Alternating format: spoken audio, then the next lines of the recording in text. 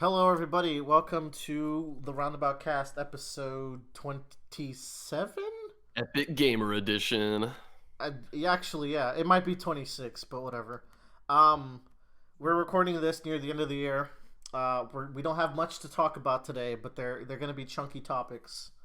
The first one is going to be a little different from anything we've done on this podcast, which is we all got a couple of drinks. We're all feeling argumentative. Bradley's burping. I'm ready to fight. And we're going to discuss what our favorite game of the year as a collective is. A collective. So if we were all like melted into one person, these would be the games of the year for that person. Yeah. Because that's just the nature of doing something like this. We all have to have similar wavelengths, otherwise we can't be friends anymore. It's true. Friendships will be broken, and that's the fun. And then after that, we'll talk about One Piece. I'm excited. We'll cool down with something that won't have any arguments, right, Joe? No. We're gonna have a good time. I will never argue about One Piece ever. Never. Man, I knew I was forgetting something. Is there a game on the list that I should add, Tyler? No, I forgot to read One Piece. Oh, it's cool. We're talking about Skypiea, which you've gone through. I'm not allowed to talk about that anymore. I think. Okay. You can try. Pretty pleased. Anyways, first, just so the listeners are like with us, do we want to do like a quick run through of the games on the list? Yeah, I'm gonna read all 37 games on the list. Damn. And then what we're doing is, in a certain order of our first letter of our first names, we are going to ask the games one by one, and whoever is most sentimental about that game can say like a eulogy for it. I'm stealing this format from the Let's Fight a Boss podcast. Hey, go listen to it. Go listen to it, but also listen to us. But also comment your favorite game of 2019 in the comments. Yeah. So first, let me list some games that we didn't get time to play. None of us played it, but someone on the podcast would enjoy playing it, which includes Disco Elysium, Dragon Quest XI. Me and Joe started, but we didn't get far enough with how hectic things got near the end of the year. Yakuza 3 and 4 came out this year, and Judgment. Ooh. So there was 3 Yakuza games in 1 year. What the Shenmue 3. Shenmue 3 also came out. Yeah, good point. I'm just thinking of that Twitter video where the Yakuza character finds out about sex and he slams his fist on the table. That's not what's actually happening in that Well, video, I know, but it's funny. And then, so as much as I love the Yakuza series, I was Yakuza'd out this year, so maybe early 2019 I can get to those. And Control, which apparently is a Game of the Year contender and has won Game of the Year in certain publications. Yeah, I think it won IGN's Game of the Year. Yeah. So, but obviously IGN must be good, right? IGN gave Death Stranding a 6.8 and Pokemon Sword and Shield a 9. Yeah, so they're a little funky. Being a hater, Pokemon Sword and Shield has a lot of good and a lot of bad. Yeah. We'll talk about it because it's on the list. Let me go through the list real quick. We got Jedi Fallen Order, Death Stranding, Pokemon Sword and Shield, Apex Legends, Outer Worlds, Sekiro, Shadows Die Twice. Resident Evil 2 Remake, Borderlands 3, Fire Emblem 3 Houses, Devil May Cry 5, Kingdom Hearts 3, Total War 3 Kingdoms, Anthem, Luigi's Mansion 3, Katana Zero, Bloodstain, Ritual of the Night, Super Mario Maker 2, Wargroove, Cadence of Hyrule, Tetris 99, Ring Fit Adventure, Slay the Spire, Destiny 2, Jump Force, Phoenix Wright Ace Trilogy, Legend of Zelda Link's Awakening HD, Anno 1800, Puyo Puyo Champions, Tekken, Marvel Ultimate Alliance 3, Yu-Gi-Oh! Legacy of the Duelist, Link Edition, Pokemon Masters, Astral Chain, Monster Hunter World Iceborne. Coming in for the second year of the row. Bradley, what is the name of the Momodora sequel? Oh, it's Minoria. I should have filled that out. Minoria. League of Legends / Teamfight Tactics and Smash Ultimate. Now, you you might notice that 3 of those games, I think maybe 4, are actually games from last year or previous years. But they're ongoing games that got updates that were played a lot by us this year. So I thought it would be fair to add them back in. Yeah. All right, Bradley, I'm going to give you the axe. Ooh, Well, boy. So the way it works is we can discuss and try to talk someone out of it, but at the end of the day, the person who gets the final say gets rotated out. Y'all, I'm about to obliterate these fucking video games. All right, Bradley, who you obliterating? There's really one real answer here for the first one that should be axed, but I'll let Bradley take it. I As mean, much yeah, I really enjoyed it, but I think it's fair to cut out Tetris 99. Ooh, as the worst game of this list. Well, I mean, not the worst game. I mean, know this it's is- just- it's not going to be the best one. But it's an ordered list. I would argue. Oh, that, is it an? Oh, we're ordering it? Yes. Yes. Oh, fuck. Okay, I didn't know that. Okay, It'll add to the spiciness. let's see. Worst game on here. The worst one. Okay, if I'm gonna cut one, honestly,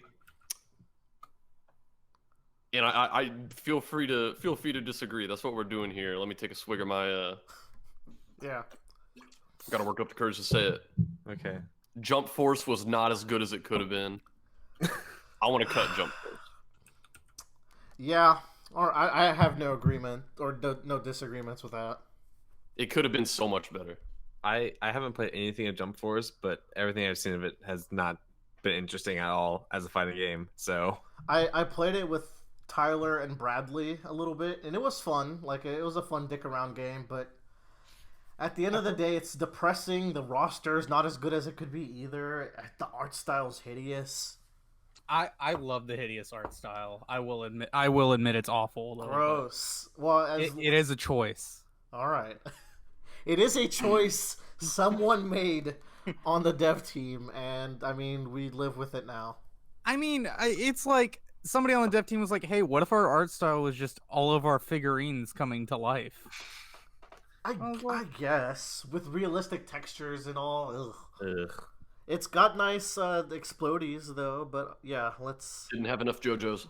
Yeah, it's true. I'll say that's a big thing. I hate how it's always gotta be Dragon Ball Jotaro Z. and Dio. Yeah. Jump Alright, Force was is there gone. any last words about Jump Force? Nah, it's gone. It's dead. I moved it Alright. to the 37th best game Gone. of the year. Yep. My turn, right? Yes. Your turn. Okay. I don't know how this got placed above one other thing, but I'm gonna ask Anthem. What do You know what? Placed? Oh, yeah. I was watching a YouTuber talk about he didn't want to say the worst games of, I think it was the decade, but it was the most disappointing games of the decade. Jesus. And I feel like disappointing is a good word. I would describe- agree with you, Tyler.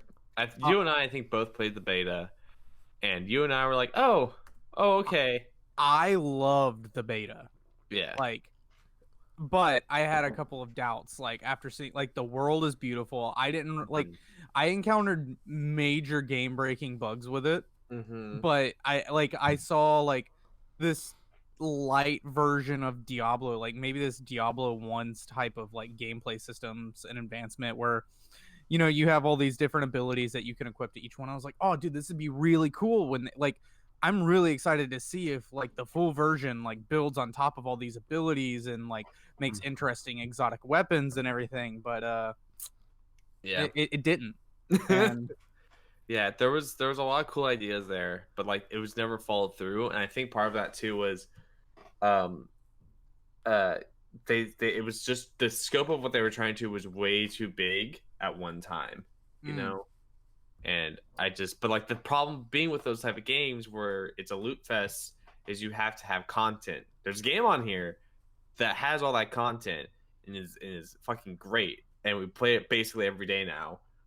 And it does it perfectly. But There's like, a couple games on this list that have the content. Actually. Yeah. I'm excited to see the re-release of Anthem, which will happen. Yeah.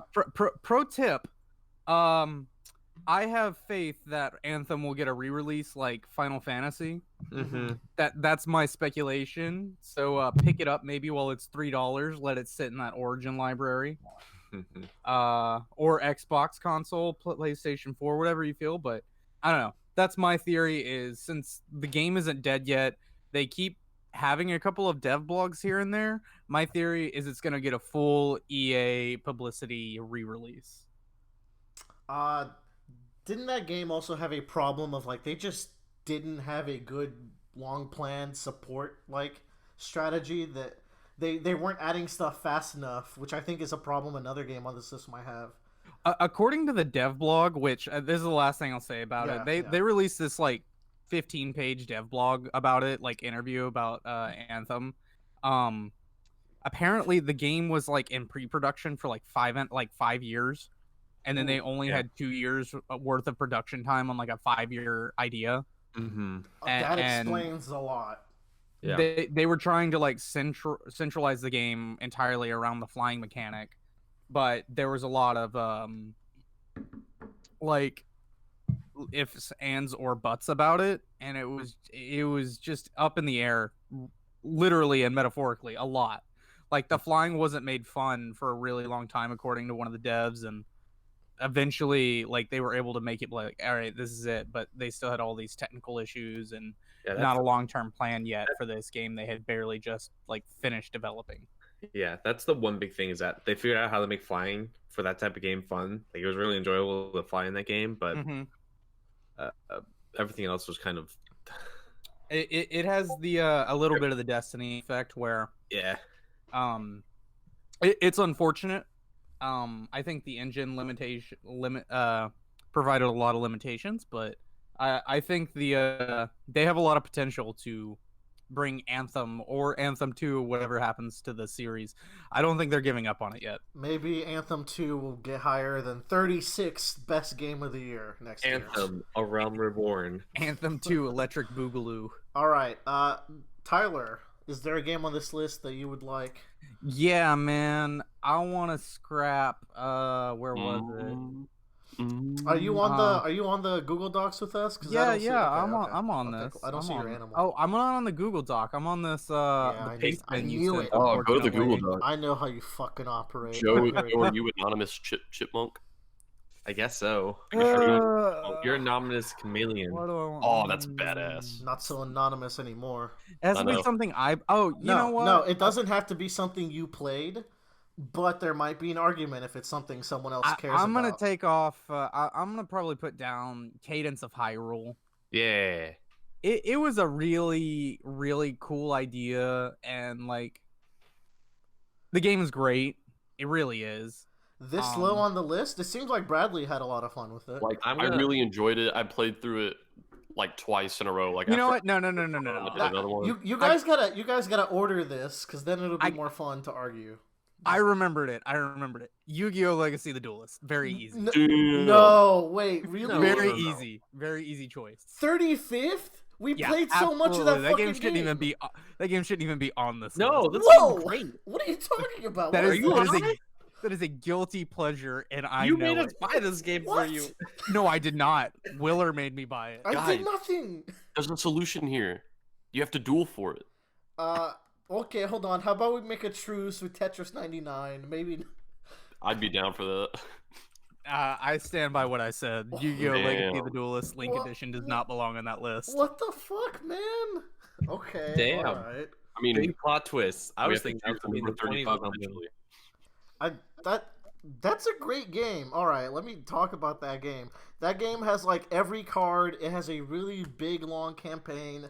I still get the itch to play it from time to time. We will probably still play this game. I don't know why it's going to be 35th on our list. Bring it this weekend. We'll duel.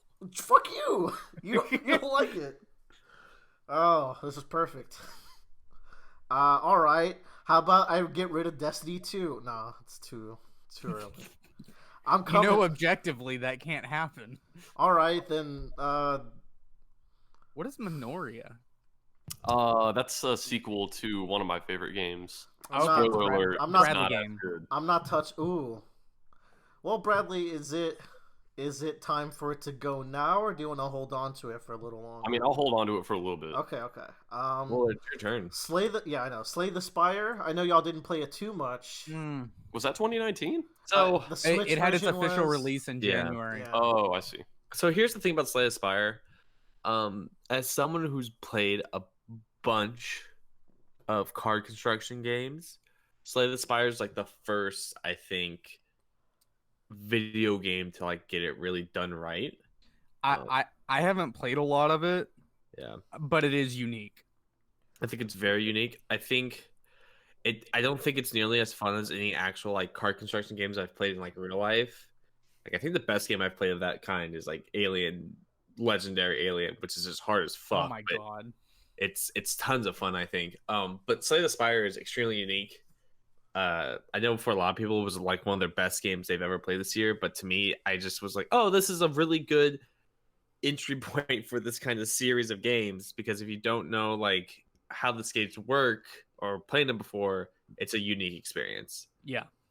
It's very the deck building genre has like been built around multiplayer deck building games. Mm-hmm. And it's a single player deck building game, which those exist. But you know, it's you a- can play it's a legendary roguelike. games by yourself, you So- know. It is a roguelike, you're right. Which is cool. I think that's a really cool, neat way of doing it. I just I don't know. Like it was not a game really for me, and I'm a person that likes playing those deck construction games. Fair enough. I'm very keen to try it, but I have not, so I won't really defend it. I think there's a Switch version now. There is, yeah, I'm definitely. There gonna- is. That is a top tier Switch title. That is a I top tier Switch agree. game. The game's not bad. I want to just say the game is actually very, very good. I just have no like kind of strong connection to it. I don't think any of us else We're do. gonna say it's this low on our list because none of us got to really get hooked, but I'm sure it might still hook one of us. But Damn. back to Bradley. Slay the Spire. Back to fuels the my lab creative again. passion. All All right, y'all. I'm coming in with the heat right now. Mm-hmm. I'm gonna give this game a good eulogy because don't get me wrong, it's a good fucking game. Ooh, it's time. Marvel Ultimate I Alliance knew 3. it. Oh, I, this game. If you are a Marvel boy, you should get this game. we should There's beat so this many game. characters. The movesets are really cool. I liked playing as Kamala Khan because she plays like Luffy. Like you have to like some of the challenge modes in this. You have to like really, me and Willa had to really strategize for some of these like It's challenges. really fun. I'm It not is gonna. one of some I'm not gonna awesome fight this bosses. because we didn't really have time to beat it, and I still kind of want to. But like, yeah, it's a good game. I didn't fall in love necessarily, but it's really fun. Yeah, I mean we kind of fell off of it. So Yeah. That you got anything to say? All I'm saying is Norman Osborn's world is probably one of the best boss Fuck. fights I've had this entire year. That makes me sad that it's going this early. There's some because there is cool-ass some boss genuinely fantastic stuff. it's Mhm. good. I found the gimmick for us to beat Dormammu, by the way, and it's actually really cool. But Ooh. whatever. That's... My only complaint about this is that is everything between the boss fights does not feel nearly as fun or as unique as those boss fights.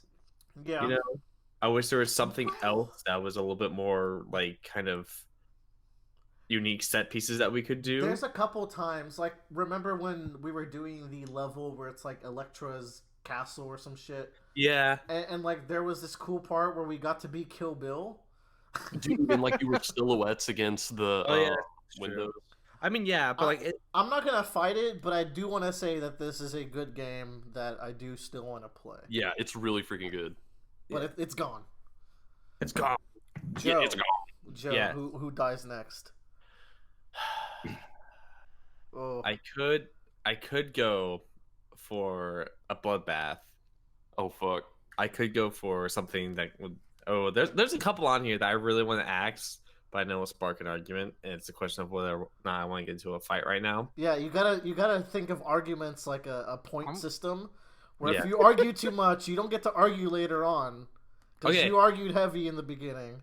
I'm going to axe Cadence of Hyrule, simply because Crypt of the Necrodancer is a much better game. Oh fuck. Bradley, what you got to say? I mean, this is your yeah, baby, we can take it now because like Alright. I played through it twice. I really enjoyed it. but I mean, like it's clearly not the best game on this list. So 32nd best game. the reason why I say Crypt the Necrodancer is better is because the game is a rhythm-based game, and Crypt the Necrodancer is a roguelike game, whereas Cadence of Hyrule is an actual like Zelda game. I think it works better in Crypt the Necrodancer because every level is a different song, which means it's a different rhythm you have to play and beat to. Yeah, and it's randomized Yeah, within that. I guess I rhythm. will say, Yeah. like, I was having trouble with the Lost Woods, and like after the 50th time I heard that song, I was like, I'm okay, I get it. Ooh, Yeah. I could see that being grating. Because the song is not just a background thing; it is integral to the game mechanic. Yeah, you can't just put it in the background. You can't just like turn the volume down. I will say though, there are like 3 versions of every Legend of Zelda song in the game, and they are all fantastic. I'm sure the soundtrack's great because the Crypt the Necrodancer soundtrack is fantastic. I have it. Oh yeah. It's just to me, Crypt the Necrodancer takes the gimmick that it has and really makes it feel special. Whereas Cadence of Hyrule, it takes it and it feels like, oh, we just took this and put it on like a Legend of Zelda map and went to town kind of thing. Crypt the Necrodancer just feels more tight in what it's made. We are Smirnoff number 2, bitches. I will I'm on say, 2. All right. Also, Cadence is probably one of my favorite female protagonists. I think she's got a cool design. The Yeah, shovel. Cadence She's is in cool. Crypt the Necrodancer. I know, but still, she comes back this year, and I still like Cadence. All right. Tyler, it's your turn. Um, I'm just saying, by 25, we all gotta be on our second or third drinks. I'm just Dude, saying. dude. Well, granted, yours Can I are heavier calm than down? ours. Yeah, never mind. yeah, I'm gonna trigger Bradley and Willer, but I'm gonna throw Ring Fit down there. No. Whew. No. Boy, there are worse games on this list. Joe, sacrifice Anno 1800. Wait, No. can Joe counter me? I mean, yes. You gotta be. No. You I'm got. not defending Ring Fit. I haven't played Ring Fit. You have to sacrifice something. That's not my fault. Tyler, Look, Tyler. There are worse games than Ring Fit on this list that we can axe before Ring Fit. Like Luigi's Mansion 3, because I didn't get to play it, but I hate those ghost designs. I will throw one of my other games under the bus to save Ring Fit. Let's do Joe. You're the most Luigi 3 Mansion guy. Is Why am this I being brought into this? I have no connection to Ring Fit. So I know, but we're why just. does Tyler want to throw Ring Fit down right now? Yeah. What is your Ring Fit- reasoning? So, I played through the first world, and I haven't got, like, I did not play more than 2 sessions, like, I'll be honest. I played through the first world in my first session, and I think that was like 30 minutes. I felt the burn. It was a good little workout. Bradley does it in addition to his gym sessions, Oh yeah.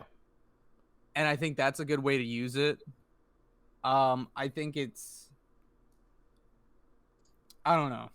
I just don't like it, I guess, as a gym replacement or actually going outside and running. I would even rather run on a treadmill as opposed to Ring Fit. But the thing is, it's not necessarily for you. It's to fit a lot of niches of a lot of people and just get them to be active in some way. And if you want, you can be super active with it. So I think it's doing a cool job that no other game has ever done. I didn't say it was doing a bad job. And you said it right on the head. You know, it just wasn't for me. All right. Y'all, this game kicks my ass. I'm just throwing that out there. I'm on World 4 now.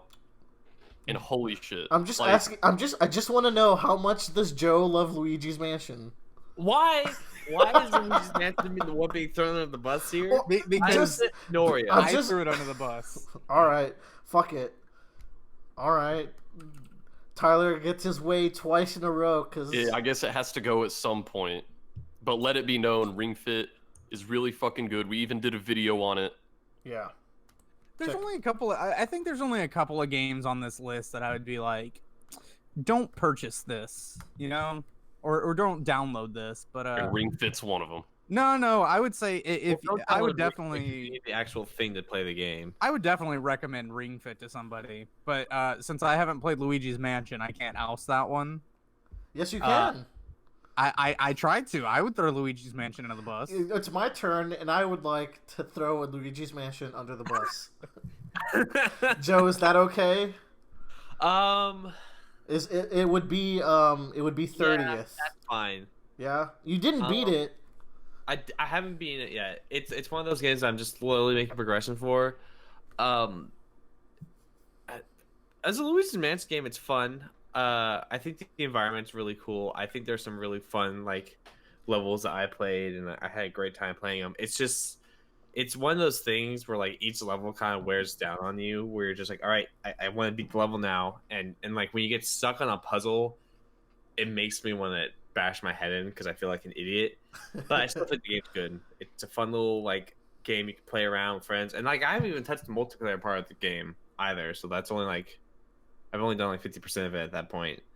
But the game's fun. I don't think it's nothing crazy good. It's a good Nintendo game. It's fun. I've watched a good amount of footage of this game. It looks really nice. It looks fun, but I could definitely see some puzzles being grating. Mm-hmm. The environments look dope. Yeah. I think this would be my favorite Luigi's Mansion if I played it, which I haven't yet. It's tons of fun. It doesn't have nearly as good as a soundtrack as I think the first one does, but that's just me. Bradley. All right, I'll take a sacrifice. I'll throw one of my babies under the bus because I think this is about where I can. Minoria. This game by Bomb Service it's a spiritual successor to one of my favorite games of all time, like top 3 games of all time. Which I played this year. Yeah, Momodora, Reverie Under the Moonlight. I fucking love it. It's a Metroidvania, and it's the 4th in its series, and like, it's kind of the studio's magnum opus. Like, even they said, like, don't even play the first 3. Just go straight to this one. Meant straight to Minoria?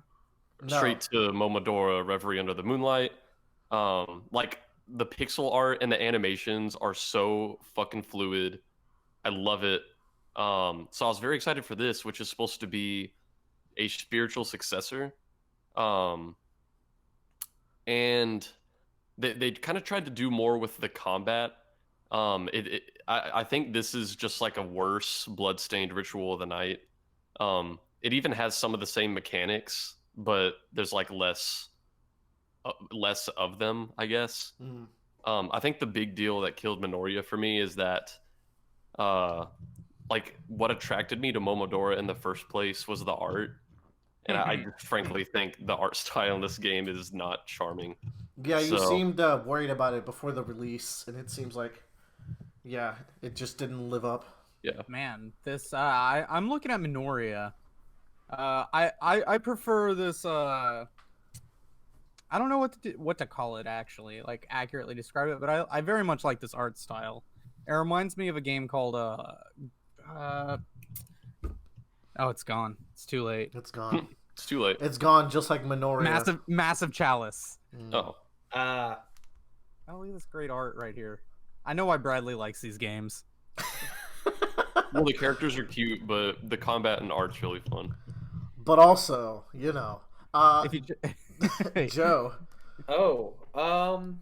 Ooh. midcast chat. Ooh. Oh yeah. Ooh. Oh, no, okay, I never even got to that character. Ooh. I'm gonna choose How Teppen. about Tetris 99? Teppen. Tetris 99. Teppen. Joe, you guys are just being mean to me at this point. No, we're not. Yes, you are. I mean, I'm not gonna fight one way or the other because I didn't play it. Teppen is a Capcom card game. It's extremely unique. Willer loves this game because he's a Capcom fanboy, which is nothing wrong because I'm a Star Wars fanboy, which is why I like certain things. I tried playing it. It's not a game for me because one thing I like about card games is you have the time to think out your moves. Teppen is much more like you have to make split-second decisions and think a little bit ahead of what your split-second decisions are going to be in comparison. It's if you typecast a card game to a fighting game. It's exactly it. That's why it's so good. That's why Willer likes it. I really like my strategy games being slow. Willer likes Punch Boys. I like slow. There's a game on this list that's really slow and I really loved, but I mean, I'm not gonna fight it because I've been too fighty. I'm just getting bullied at this point. You're not being Let bullied. me say my Teppen analogy. You're all bullies. I'm gonna kill Also, you all. you are the only two people that played this game, It's so I true. think it's fair. It's true. I realize Willer's a better developer in practice at this point, since I'm like looking at this list and I'm like, oh, Willer's played this game, this game, this game, and I'm like, I've got like 8 games on here.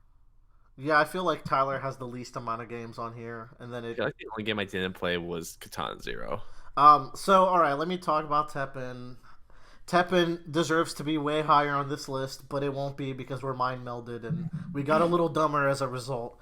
Teppen is the kind of game that made a bunch of fighting game big YouTubers love card games because the way it combines active strategy, fast-paced strategy, like split-second, last-second decisions that can save you, all these cool counter plays that you can do. It's a fantastic game with gorgeous art. It's a really fun representation of the characters. If you like Capcom, get in here. Not gonna lie, if Teppen was on the PC, I'd play it more often. Maybe one day, but that just Wait, for is time's Tekken sake. not on PC? No, it's an iOS game Oh, okay. and Android. I play it on my. If you play that's the thing. If you play Teppen on your iPad, Teppen would be top 25 like it belongs. But no, I'm gonna play it on my phone. Tyler, which one of my babies are you gonna kill next? Oh god.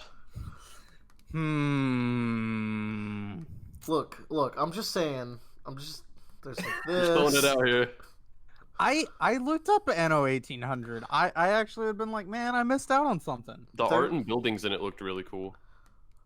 Tetris 99 could go now, I think. It's the best game of the year. I'll throw Tetris 99. I really love Tetris 99, but at the end of the day, it is Battle Royale Tetris. I just love that it exists. Yeah.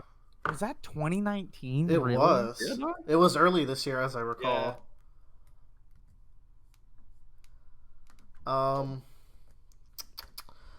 want to kill one of my babies, but not quite yet. Is there something else? I think there are a few out there you can get rid of. Not real. What the fuck is Apex still doing on here? Hold on. Let's talk about Apex Legends. Tyler, do you think it should go higher? You really like this game. I really liked Apex when it came out. It has probably one of my favorite releases to date. And I think it's the largest game ever with no publicity to ever come out. And then lose all of its largeness. Huh? And then lose its like It still has a really active player base. But it's not as explosive. Well, as it was obviously before. not. That's the point, is an explosion, but it's like, when's the last time you've seen an EA title get no publicity and then just do as well as it did? It was a fantastic launch. We can keep it in. Like, do you still like it? Like, do you think now's a good time to go? I think it's time for it to go. I stopped playing it just because I started playing something else. Like, I had no qualms with Apex. It was made by it's Respawn. So I love Respawn. They're a great studio. My qualms being that it's a battle royale game. That's about it. Yeah, Is but it- Spellbreak though. Ooh, Whew. I'm ready for that shit. I'm gonna do it. How do you feel about the game's frequency of content? Because I hear that's what killed it in the end. Is it just wasn't putting up new content fast enough? I mean, that was my complaint too, and I think that's the one thing that like think about this. So they came out with like 12, like eight people, I think, at launch. And this is the same thing I'm like, I think one of the reasons I don't like Overwatch 2 or what's another game that's got like a character roster list. But like, and I'll go like, this is why I do like League of Legends is there was like 2 years in a row where they came out with a champion like every other 2 weeks in League of Legends, and it was the worst and the best. It was the best of times and it was the worst of times. Because some really good trash came out of that, and I think if Apex Legends would have came out with had a better prepared character roster, it would have had a lot more longevity to it. Let me flip the script here. Joe, how much do you love Anno 1800 for Much spot more than 26? I think. Yeah, Anno- all right. Yeah. That's fair. Apex is gone then. I'm okay with this. All right. Willard's turn. No, is it? Oh, Yeah. no, I just did Apex. Oh, okay. Bradley's turn. Oh fuck, y'all. You know how much I fucking enjoyed this game the week it came out. Yeah. Pokemon Masters. Oh, okay. Yeah. Y'all, Okay. it's, Okay. It's a really fun gacha game. It is I'm keen to check it out. Gacha games are really good at their anniversary periods, so I'm down to go back to it. There's Art was great. game I'd rather play. So I I, don't know. I think people sleep a little bit on the gameplay of this game. There's more to it than people think. Yeah, like you can really plan out your encounters. You can. It took a little while to get to that point, but the art is also really great. Oh yeah. That's like this game is the best Pokemon story just because all Pokemon has such good character designs and good like base personalities, but all those characters only ever talk like 4 to 5 times. So this game gave them all a bunch of dialogue, and it's delightful to just hang out with them. Yeah, like I'm usually someone who really hates games with a lot of dialogue, but the dialogue in this game was fantastic. Like whoever wrote it really deserves a nice cookie. Nice cookie. Joe, who else deserves a nice cookie? Me. Hey. Okay. Who's getting Okay. cut, Joe? That was my segue. Okay, I know. Okay. That's why I'm saying me, because it's gonna be Puyo Puyo champions. That's not true. That's not true. Not true. just to defend Bradley's honor here, I don't think You, Puyo you, Puyo you have to pick champions. another one. I'm sorry. Try again. Okay, all right, fair enough. Hmm. Here's See, what now we're here's what I'm thinking. Or I'd be cool with either. You know what? I'm gonna cut Phoenix Wright Ace trilogy because it was an unmissable convention segment that could have been missed. all right. I was very strategically just trying to get this to the top 25. This is actually the best game that came out this year, but it's also the best game that came out in 2001, 2004, and 2006. Yeah, I thought y'all were gonna hold on to this one longer. No, As the fact that it's a remake, I can't really argue for pushing it much further. the fact that it's a remake that adds nothing. It's not Okay. even a remake; it's a remaster. Man, yeah, like there were even some of my games I was gonna cut before this one just because I knew how much you guys like this one. Now, this is coming with a caveat. Like I said, Yeah. Phoenix Wright and Pokemon are maybe my 2 favorite franchises. If we're talking big franchises, Phoenix Wright might be my number 1. I am in love with these games, and this trilogy is great. Everyone should play it. Please give it a try. Oh, I Bradley agree. should get to pass the first case. No, it's fine. Yeah. Like, again, it's a great trilogy. However, I've played it 3 times. I don't need a fourth time to buy it. Like, currently. I will play it a 3rd time, but it doesn't mean you'll get higher on the list. Yeah. Easy peasy. Tyler. Legend of Zelda: Link's Awakening. Yeah. Yeah. I downloaded it. And a little while later, I go, "Hey, is it possible to get refunds on Because Link's Awakening is one of my favorite Zelda games. It was the first Zelda game I ever played. Mhm. And the fact that I got charged $60 for the art remake, which is fantastic. The art looks great. They also, I think, changed the theme for Telltale Heights, which I was a little pissed about. Fucked up. If you want to pay to replay Link's Awakening, which is really fun. 8 to 12 hours, though. Yeah, this is your game. Like if you want to replay Link's Awakening, this is your game. But just know that what you're getting is it's just Link's Awakening. If you want to replay Link's Awakening, go buy a Game Boy and buy Link's Awakening XD on it. Or Like- there's a lot of websites now that you can just emulate stuff on the browser. We It's don't Hey. guess was there. Are you talking about Google Stadia, Willard? never. Oh my I would God. never be talking about it. The only good thing about Link's Awakening is that we got drunk one night and I basically solved all the fishing puzzles for Bradley. Yeah, I guess so. Some of the fish were fucking hard. I just remember sitting in the Disney World and be like, Bradley, I'm gonna catch this fish for you. He was like, go fucking ahead, Joe. I'd like to see you try. And then I did it. Fucking hard. Resounding moment of the year. All right, the list is getting a little tough now. Oh man, I'm getting excited. This is when the shit gets good. This is when it gets good. This is where it gets bad. How are we feeling about League of Legends team? I'm just feeling the room right now. How are we feeling about League of How Legends? long have we been playing it now? All right, we're feeling like that. Okay, moving on. How are we feeling about Anno 1800? I'll take the bullet. Okay, Yeah? fine. Okay. Yeah. Hold on, let me look at the list more. Yeah, okay. We actually talked about this one on the podcast as well. Did. So like after talking about it, I played it I think for another like 2 weeks or so, and then I kind of stopped playing it because there was like, just a whole bunch of other live stuff came up, and a whole bunch of other like games came out. I still think this game is remarkable. It's one of my favorite like new kind of games I dove into this year, and I think everything about it's really really cool, really really fun. Especially if you are a strategy game person, I highly recommend that. If you like city building, you like strategy games, pick this game up. You're not going to be disappointed at all. It's 100% worth it. If you're that person that's in that niche category like I am, it's a no-brainer buy to me. But I think there's another niche here that is more fitting for you. Probably, yes. Absolutely. Bradley. Shit's getting rough. Oh, was that yours? Yes, that was mine. Oh fuck. Here's what I'm thinking.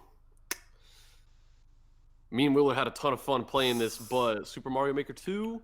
Anybody? I it too, bitch. No, hold You played on. 2? Take Astral Chain. Hold up. I'm handing you Astral Chain. Ooh. If you will spare this game just a little longer. Will Joe also let me take Astral Chain? I'll let you take Astral Chain. I'll take Astral Chain then. All right, But give it a eulogy. I will. I talked about Astral Chain a couple of weeks ago on the podcast. It is a really fun game. It's super polished with a ton of content. Just a couple of like times where it was the least fun experience of my life. With like just some platforming challenges where I was just like, I don't think I've ever had less fun with a video game.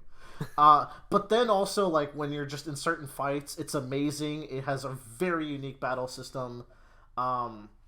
There's a couple of pacing issues. I'd still give it like a 4 out of 5. It's not my favorite platinum game, but I feel pretty safe putting it at 21st. That's pretty good. That's a good spot too. For such a stack list. Yeah. Joe. All right. I'm glad Astral Chain got picked because that's what I was gonna pick next. Oh Hey. boy. Oh damn. All right. I'm gonna try again. Puyo Champions. I'll let you have it this time.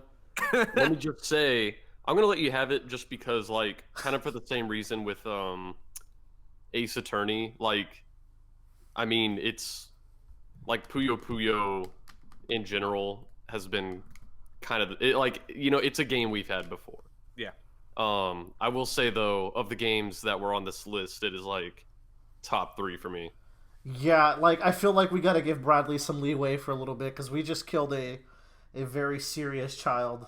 Ooh. Bradley Yeah, Bradley like- doesn't play many games for a long time, but this game. Oh my god. But yeah, I mean, yeah, kind of like Ace Attorney. Like, I mean, it's been around the block. It will make our top 20 as the 20th, which I think is respectable. Sounds good to me. For probably the most niche game maybe in the whole entire list. Except maybe Minoria. But yeah. Maybe. Tyler.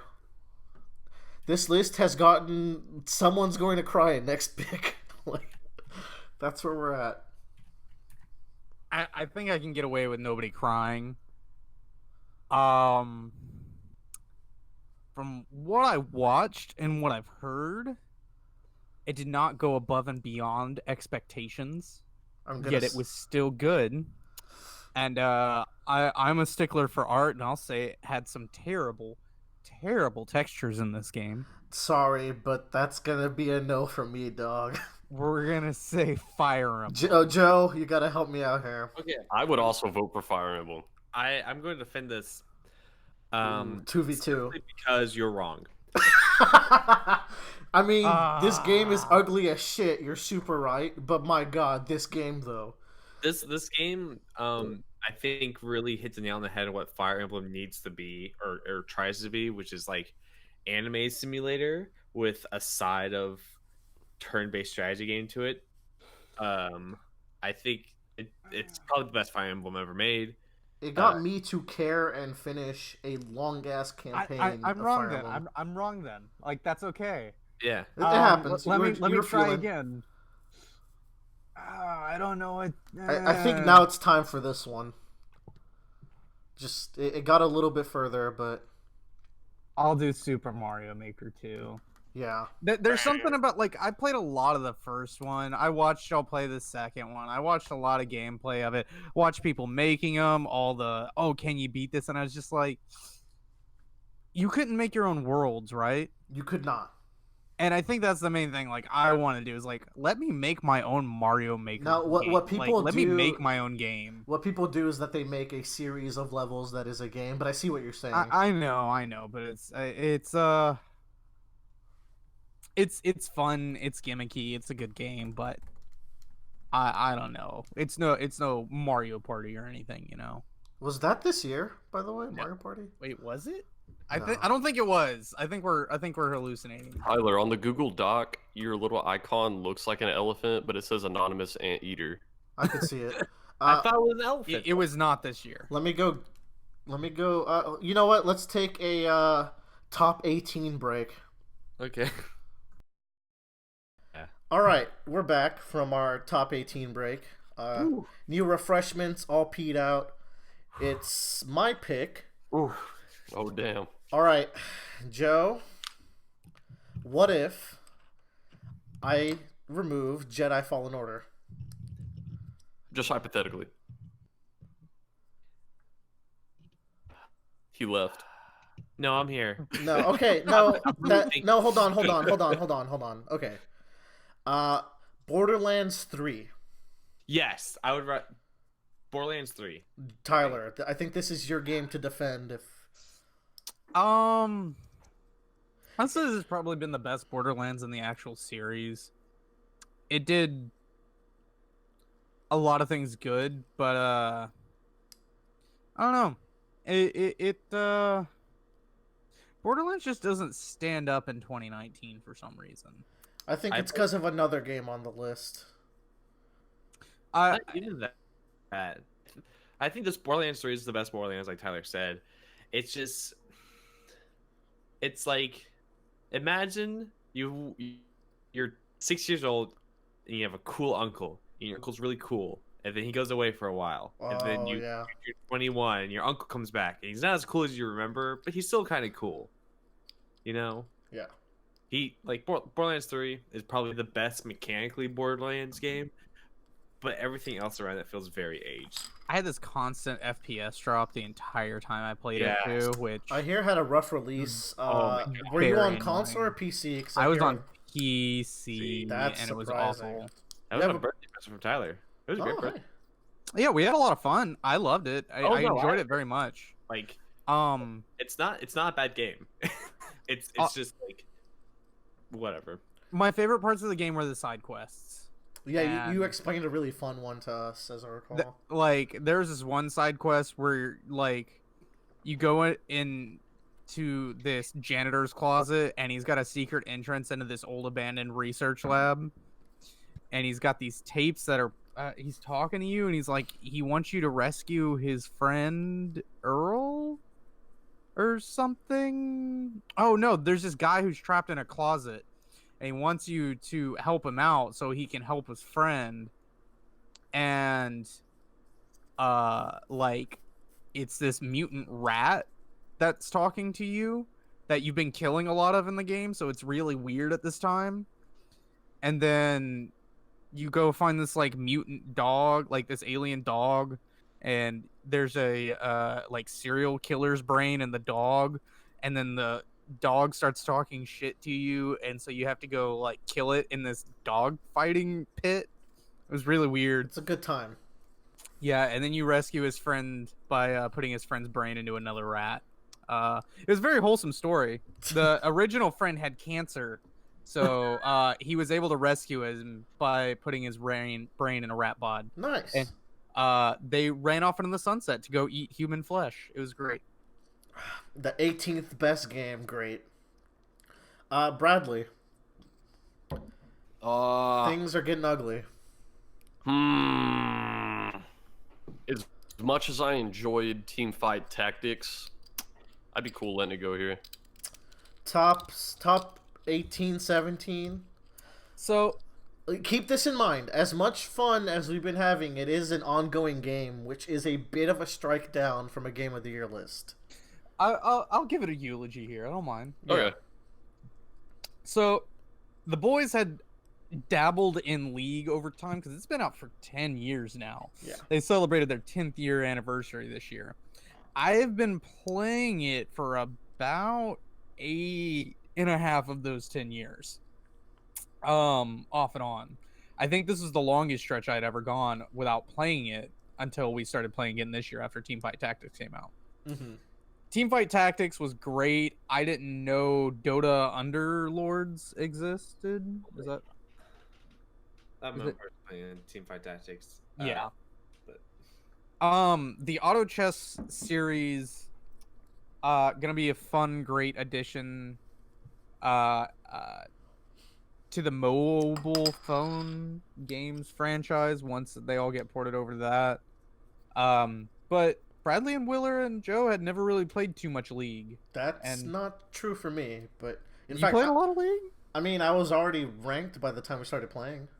Well, you were level 30. I had been 30 for a while. I played a lot in the beginning. In fact, I got us back in because I was just like, I'm having an itch. It was a lot of fun. I will say on the League side of it, I thought the season was like, it was at a good position to prime us to have a lot of fun.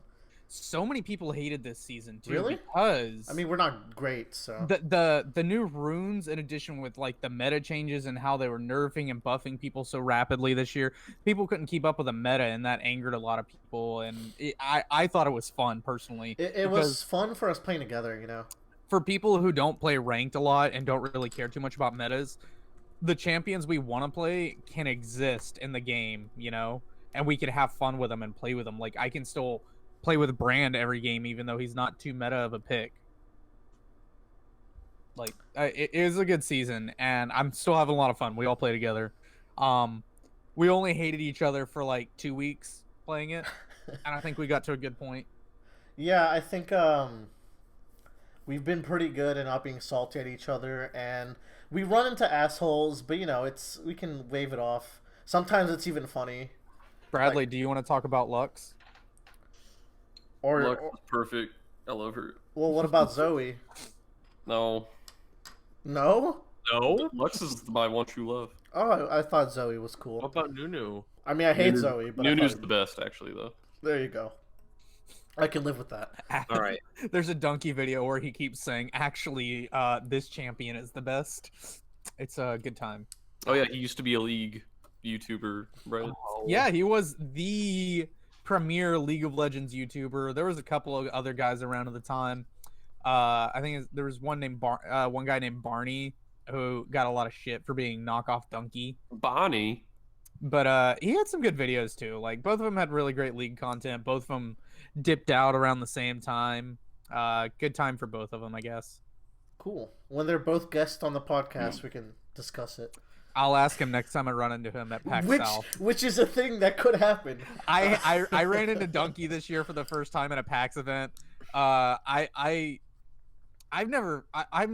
would like to say I'm along the lines with Joe with being a really tempered headed, like, leveled person, I guess. I don't really get excited around too many things, but I squealed like a little girl and straight up fanboyed and tried to be as polite and awkward as possible, and he took some pictures with me. Him and Leah did, and it was great. And my 14-year-old self is very happy. Good times. Your 25-year-old self is also happy. Six, It's maybe. It's like meeting a Disney princess. Which we also did this year. Joe, what gets canceled out next? Axed. This is rough. How about, or maybe... Bloodstained Ritual of the Night. Oof. It had to come. Now listen here, you. 16 is pretty good. This game was so fucking fun, but... Alright, I've used a lot of argument points lately. Look at all the other games it's better I than. have my eyes set on, and I know I'm never going to get off this list, and it's going to make me very upset. What? 50% of the people here, but whatever. I'm going to take this one as mine and keep drinking. Fine, you know what? For Bradley's sake, I'll let you have this as well. Bloodstained Ritual of the Night. I believe that's the correct title. It gets confusing because Castlevanias also have similar titles. This game, I think there is. I think that's the second Castlevania, the one where you play as Dracula's son's Ritual of the Night. So the second Castlevania is Simon's Curse, you fucker. The third one, whichever Castlevania you play as Dracula's son, Alucard, I think that's Ritual of the Night. No, that you're thinking of Symphony of the Night, where you do play as Alucard, but that's like the 6th or 7th or 8th. Anyways, this is a fantastic game. It maybe is my favorite Castlevania, full stop. I love the combat. I love the weird enemy designs. The map is huge. You get these insane traversal abilities like flipping the world upside down, turning into a laser and bouncing off of walls. It's so fun. You get so many attacks. Miriam is cool. She can JoJo pose. You can put on the stone mask. It's a good time. I'm sad to see it go without getting into the top 15, but that's just kind of how it goes in the mind meld. Wait. Keep going. Hold on. We're done. It's Tyler's turn. Oh, okay. We good. You know,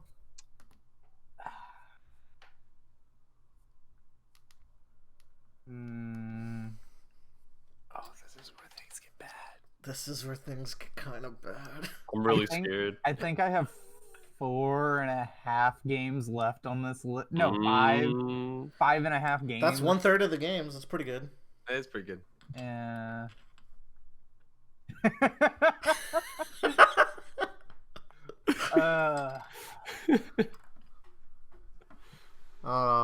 It saddens me. I don't know, man. Stop, guys! Stop it! You're gonna we're typing on the Google sheet. We're having a war. use your words. Kingdom Hearts 3. No, not yet. Hold on. No, Dick. no. Jedi Fallen Order. Ooh, no, I'm going with Tyler with Kingdom Hearts 3. Kingdom Hearts 3.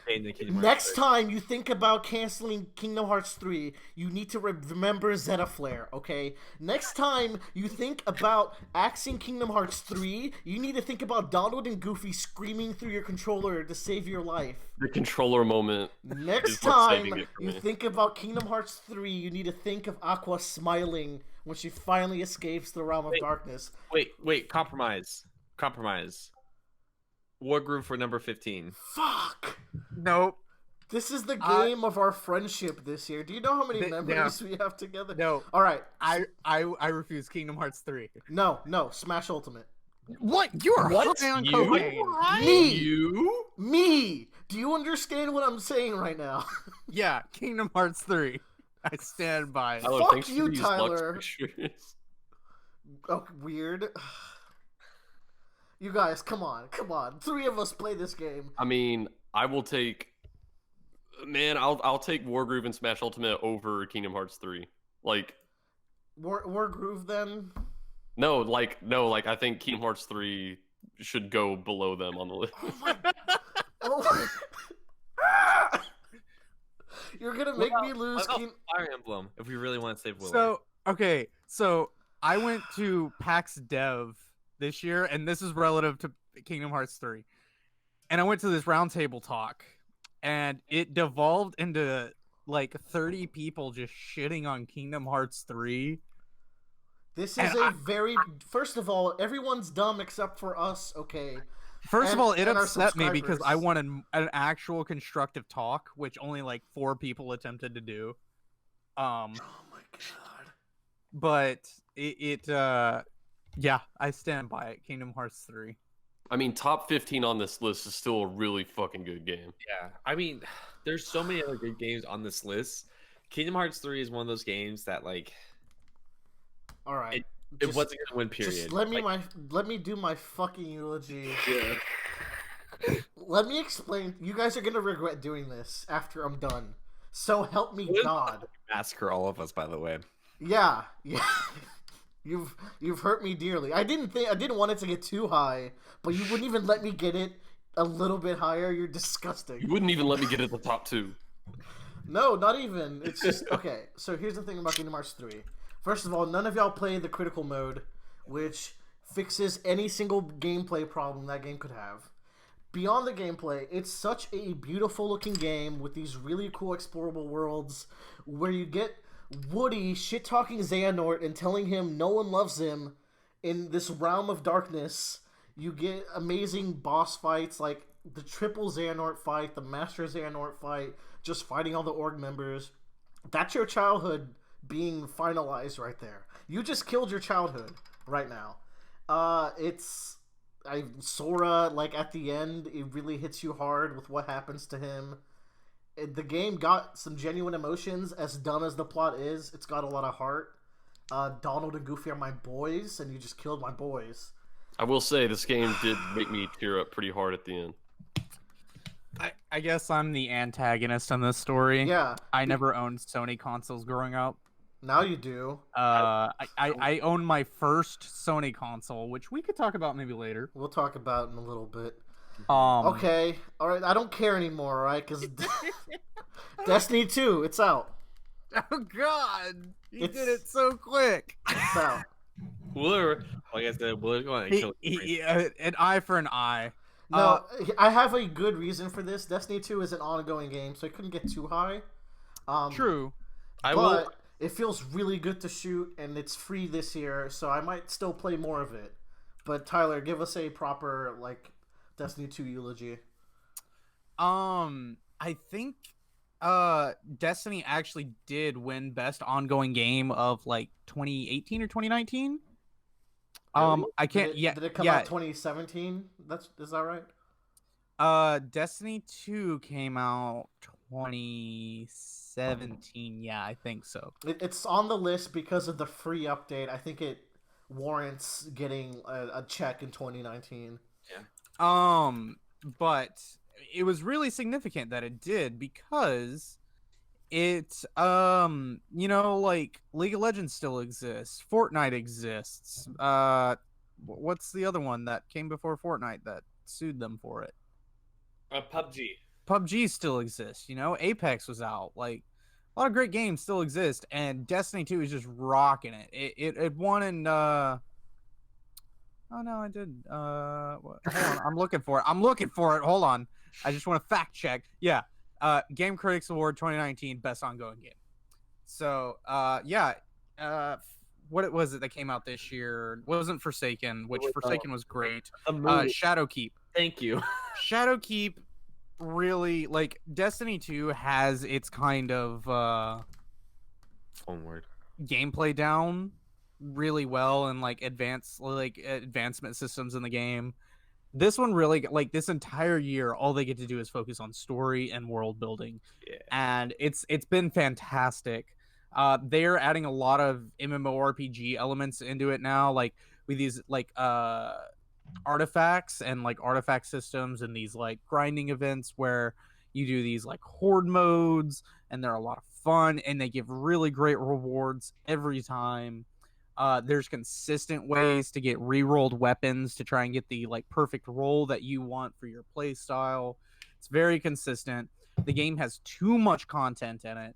For the free version, everybody was asking me, hey, should I buy this? Should I buy that? And I'm like, no, you shouldn't buy anything. because as I'm playing with my friends, like I think we played it for me and Joe play it often, every now and then. I've been playing since 2014, since Destiny 1, and I'm telling everybody, no, you will not get through the free content. Like, I think it came out free to play October 10th, and I was like, you will not get through the free content by the end of the year. Unless you just sit down and absolutely fall in love with this game, you will not get through the free content. You do have no reason to buy it. That's how much content there is. Yeah. It is. I think it also won bet. I think it also has. It's the top most free to play game of 2019 as well. That'd be surprising. Above, I mean, Fortnite's still free to play. I mean, Fortnite's a subscription. Fortnite's a subscription? Yeah, you pay $10 every time there's a battle pass. Like, I mean, you don't have to get a you don't have to get a battle pass. I will say there probably the minority does not get the battle pass. I would like stats on that. Those will never be released. My stance is if you're playing Fortnite without the battle pass, you're not having as much fun. I agree. If I'm playing Fortnite, I'm not having much fun. Oh, there's one game out here that we should have put on, but we didn't because I totally forgot it came out this year. But don't worry about it. What game? It's Magic Arena. It's Magic the Gathering's online. Magic Arena is the 38th best game of the year. Sounds good to me. I'm the only one that plays it, so I'm the only one that matters to me. We have like 4 or 5 people that play it in our group. Yeah, 49. Sorry, I interrupted. But to speak on Destiny 2 a little bit more, I would play Destiny 2 more if I didn't have other games that take my time, honestly. Yeah. Like, it's... The fact that I would consider playing it as a shooter is a big deal, because that's not my genre. Go ahead. I like, because the last time I had like really fun playing a shooter game that I can like vividly remember like getting really balls deep into it was Halo Reach. And then and this feels like the evolution of Reach, especially now since like Reach is out from the Master Chief Collection on PC. But yeah, Destiny 2 is a great gun game. If you like first person shooter games, like I think it blows every other gun game's like classic FPS shooter gun controls out of the water. I think it's better than Call of Duty. It's better than the modern Halo games. Yeah. I was really disappointed that we did not get to the raid section, because I think that's would have been what hooked Willer.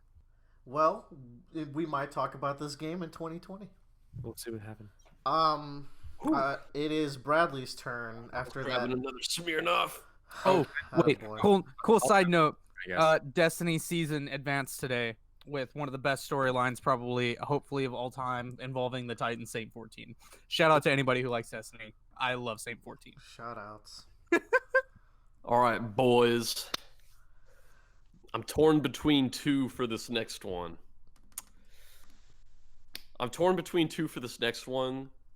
So I'm going to try and throw out the one that I have not actually played. Okay. Fire Emblem. I'm okay with Fire Emblem landing at 13, but that's up to Willer. I think it's quality enough. Like, I'm just gonna say personally, I think it could have gone higher, but this list is getting heated. I'm gonna have to agree, unfortunately. Yeah. This is a really good game. My other choice was going to be Wargroove, but I've actually played it, so I was like... It's a really good Fire Emblem game. It's one of the few games in a long time where I felt really invested in the characters in the story, in the game. Like, that just doesn't happen a lot. I think the turn-based mode is just... It's all right. It does what it needs to do. It's still fun. That's kind of where it hurts me on that, but I still think the game is really good and everything that it tries to do, and its flavor, its theming, and everything else. Like, I had a great time. There's I've been watching a Let's Play of it, and the game does a really cool way of representing characters' like trauma and what ails them in life through gameplay. Mm-hmm. Where, for example, there's this character Sylvain. He's a big womanizer, and he tries to flirt with everyone. But he can't get past a B rank with any female character in the game, except maybe Ingrid. Which is interesting, because it just kind of... It reflects his character in the story. of kind of just dating around and not ever forming real connections with girls. And which- how he feels he doesn't actually trust them because he feels like he's being used all the time by them. And then there's a plot line with a character called Dimitri, where he has like fits of rage and just like clumsy strength, and his passive skill is to sometimes do extra damage, which is like reflecting that. And that's like there's so much of that throughout the game. They put a lot of thought into the character storylines. Yeah. I think with the time skip, it kind of hurts the storylines a little bit because some of them like will continue at the exact same emotional spot 5 years later. So that's it's kind of a drawback to it. But otherwise, I love this game. It was really good. Yeah, I agree. The one thing, like we discussed it like last podcast about endings, I think the ending to this game when it goes through everything, like you have an epilogue essentially that tells you what happens to all of your students. I think catapulted from like a B+ game to like an A- game to me, because it's kind of like that feeling of like, oh, all these choices matter in the end for these people, because you have that like following action, you see what happens at the end. Like I have every single one of those pages like photographed in my Switch. Yeah, me too. Because I just ended up caring. Yeah, Good Which characters. it's really hard for me to like care for a virtual like person. So yeah. For me, it's like I care for a lot of virtual and fictional people, but when they're very anime, which is kind of Fire Emblem's wheelhouse, I don't really see them as human.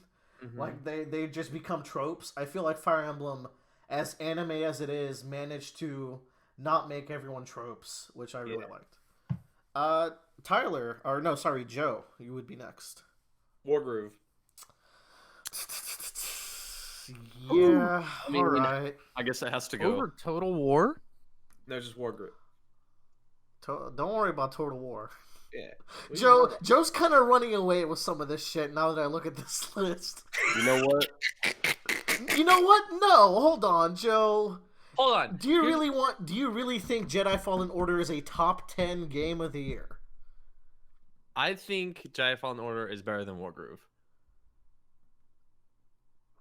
I could sleep at night saying Wargroove is a top 10 game. Jedi Fallen Order just feels soulless, but okay. I mean, don't- I'll I don't live think with so Wargroove at after this playing point. it. I think so. The thing about Wargroove is it's really solid. It's really good for an indie title.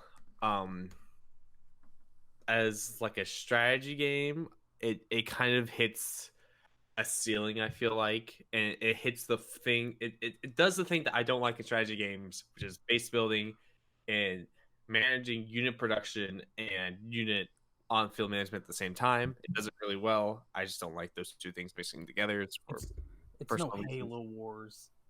What? It's no Halo Wars. Oh, get out of here. I don't like Halo Wars either, but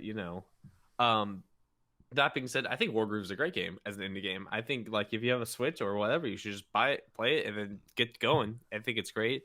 I think the other thing I have with it is that I really wish each faction felt more unique. Yeah. Tree skins and everything. I wish there was some sort of like damage number differences, or each faction's like archer or like base unit had a different mechanic to it. I wish there was just a little bit more variety. I feel like at least there's a lot of units to combat that.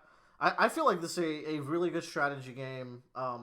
Even though, yeah, maybe there's a ceiling, but I feel like they patch it. I'm really looking. I haven't played this game in a while, but I did put in like 60 to 65 hours. Yeah. Y'all, the thing about Wargroove, this is some of the most impressive map creation tools I've ever seen. Yeah. Oh, Like yeah. you can code in like encounters using their tools. It's so cool. It's gonna get even better. Bradley made a sick Link to the Past map. Yeah, and like they patched it and added even more like stuff you can control. So you guys might know, but the 2.0 update is coming soon, and that's gonna have lobbies. Ooh. That'll actually get me back in, because I'm feeling the groove again.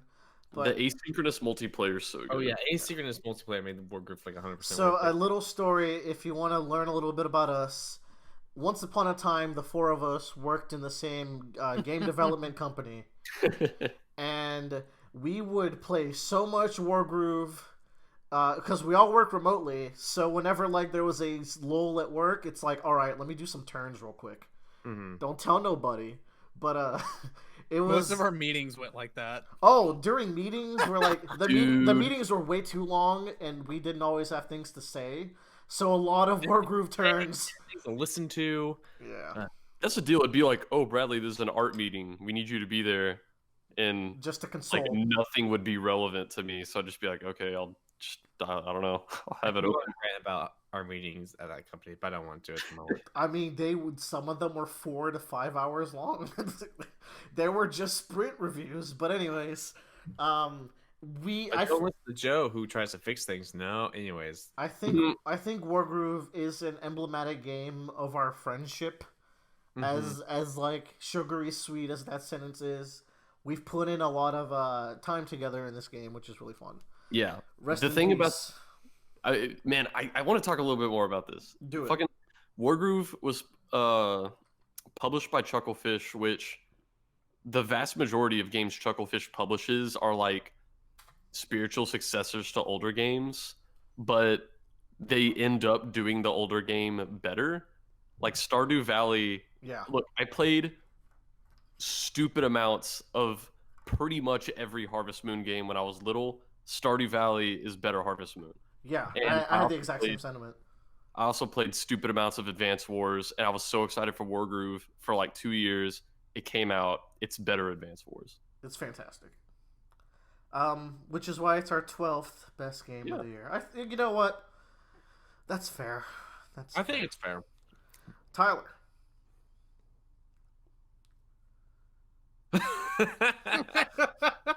Joe. So, Tyler just slyly highlighted Jedi Fallen Order and didn't say anything.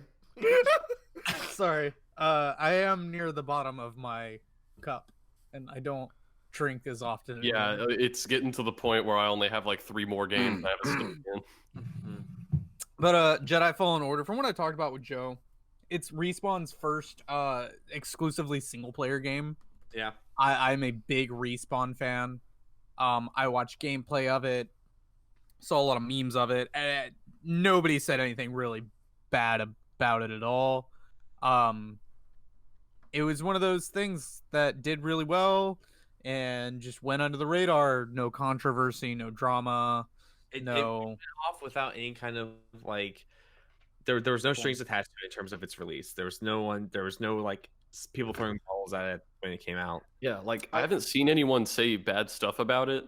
But at the same time, I haven't seen a lot of people who are like, "This is the best fucking game that's ever been made." But I mean, like, Control was IGN's game of the year, and I was like, I had never heard of this game before, and I think that like I we talked live about in it a an little bit. age We live in a society. where I'm gonna talk about Jedi Fallen Order just a little bit because Yeah. Give it that eulogy. I think the game belongs perfectly at this spot because there's a game that's just like it and it's 200% better in every way about it. Oh shit! Oh yeah. But I Yeah. think this does it's a really good Star Wars game. It's not the Star Wars game that I've been waiting for years, but it's a really good Star Wars game. I think it does Star Wars lore justice. I think it does like everything about it. Like it feels like a good Star Wars story and what Star Wars stories should strive to be, even though the first like actual level is just fucking hot garbage. But let's not talk about that. Well, we did quite a bit last week. Yeah. But the game is fun. It's a really good accomplishment. I got to the end of the game and was like, I will play another one of these easily in a heartbeat. Like I had a good enough time. It made me feel like the ending made me feel like a kid again playing a video game, which is something I haven't felt. Well, it has something I've been felt, but that's I haven't felt that in a Star Wars game in a long time. You know, so I'm more proud of this game for being an EA game with no bullshit. I think that's admirable. yeah, I will buy DLC for this game when it comes out. Like I just will if it's actual content, not just like reskin stuff. We have reached the top 10. Oh fuck! Oh damn. You know what this means? It's time for the top 10 bathroom break. Boo, boo, boo. Actually, yes. We have reached the top 10. Our bladders are once again empty. We are a couple drinks in. I'm gonna be real honest with y'all. I still haven't peed. Oh, well, you're a Oh, tough guy. I haven't either. Let me I'm still read here. off the top 10 contenders before we get into These the are bloodbath. guaranteed God. top 10 games of the year. All these games you should buy, you should play if you have any interest in playing them. With Go. some caveats. Okay, yeah, there you go.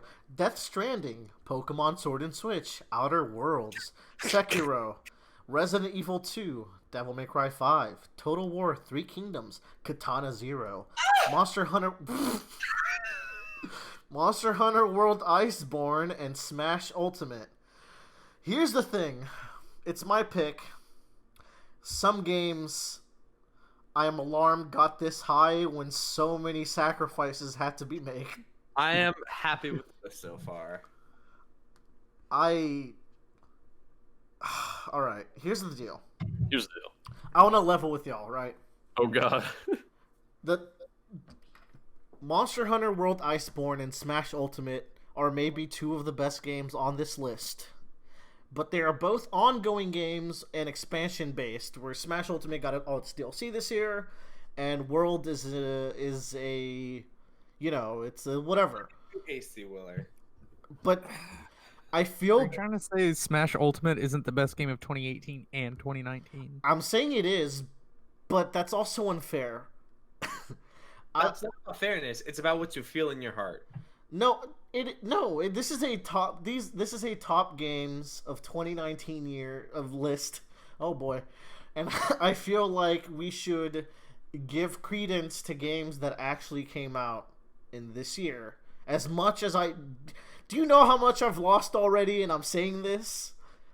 I'm right now I'm talking about getting rid of Smash Ultimate and Monster Hunter World. Do you know that's a big deal? How about this? No, I'm making a deal. No, listen, here's my deal, because I know it's to be true. Get rid of 3 Kingdoms. Yes. But then World and Ultimate go next. No. Oh. What's this? And then I also have a bone to pick with like another game on this list. Is But- it one of these two? No, those are Willer's only childs left. I can't believe you don't know me at all. Anyways. Really, Joe? I mean, how far are you planning to take these?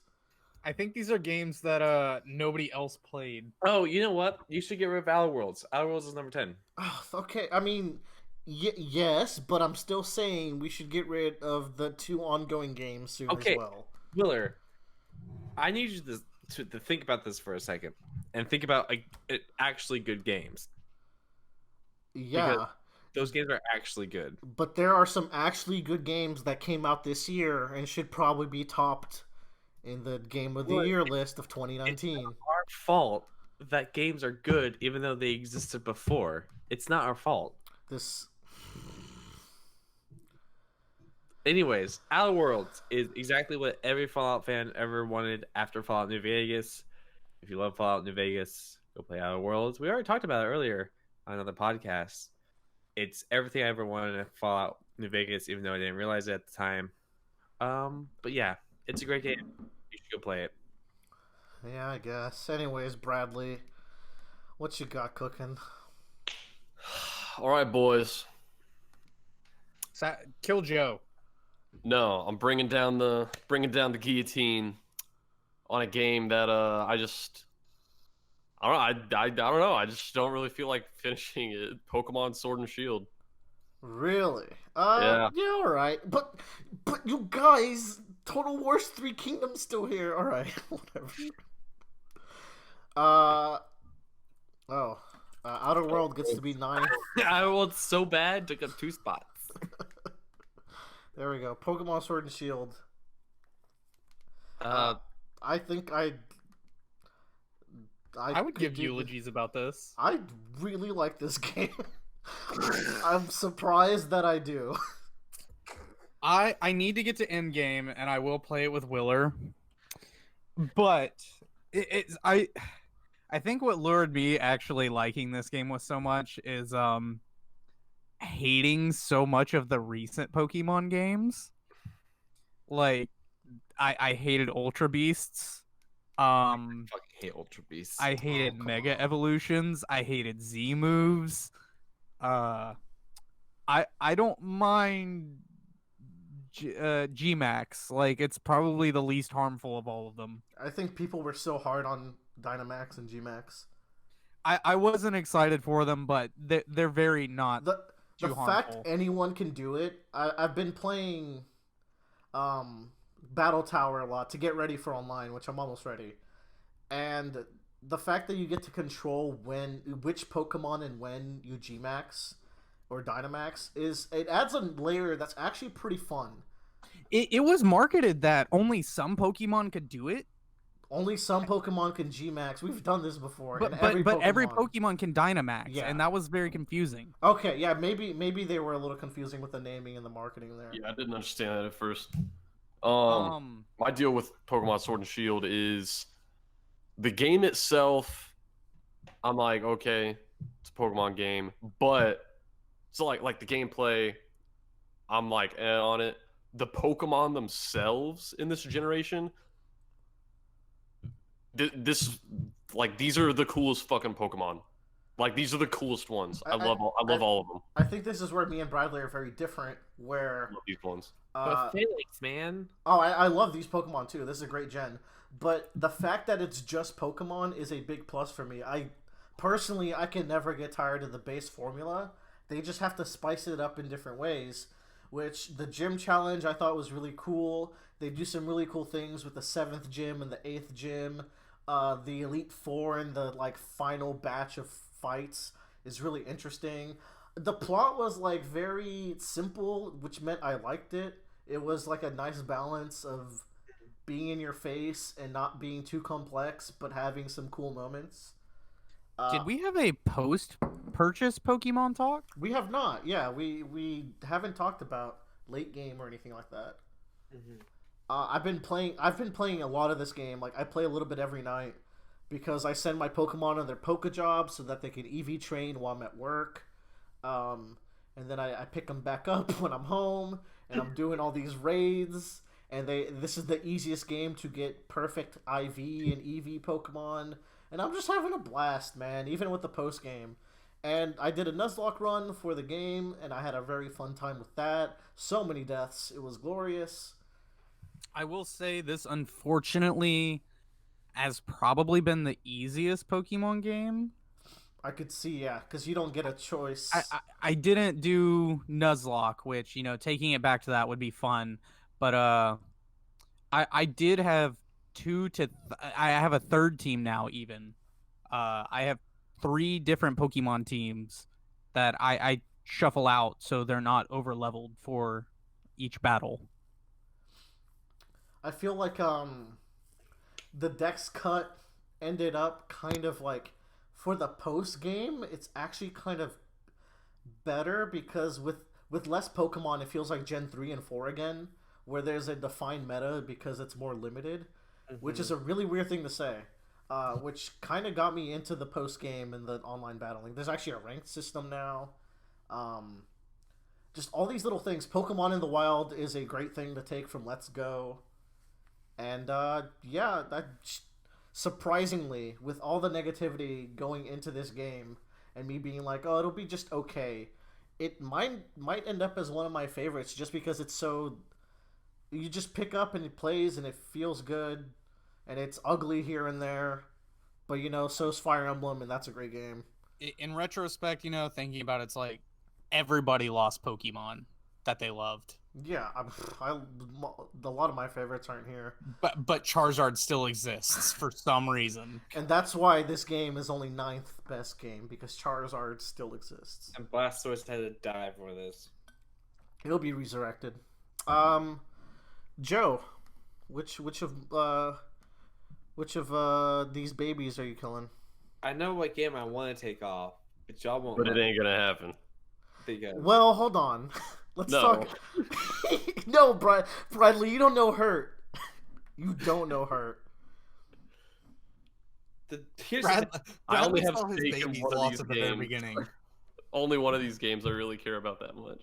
I know. Fine. So the problem with this game that I want to cut is that the 2 of you play it and you both love it, and I haven't played it. so I can't give an accurate opinion on like the cut it or not. It's just Yeah, I get it. everything else. I've played all the other games on this list except for that game. I would be willing to let go of that game in top 10, but I think we could keep it a little bit longer. I think What so. would be your second pick? So, but here, oh god, I'm gonna do Smash Ultimate. Okay. I'll live with that. Okay. Smash Ultimate, is a great game. I'm okay with it. I think it's fantastic. It's still Smash. It's still fun, but like, I think in terms of all the other games here, I think the other games have done a really good. All these other games, I feel like, have really pushed what their games are supposed to be. You know, Yeah.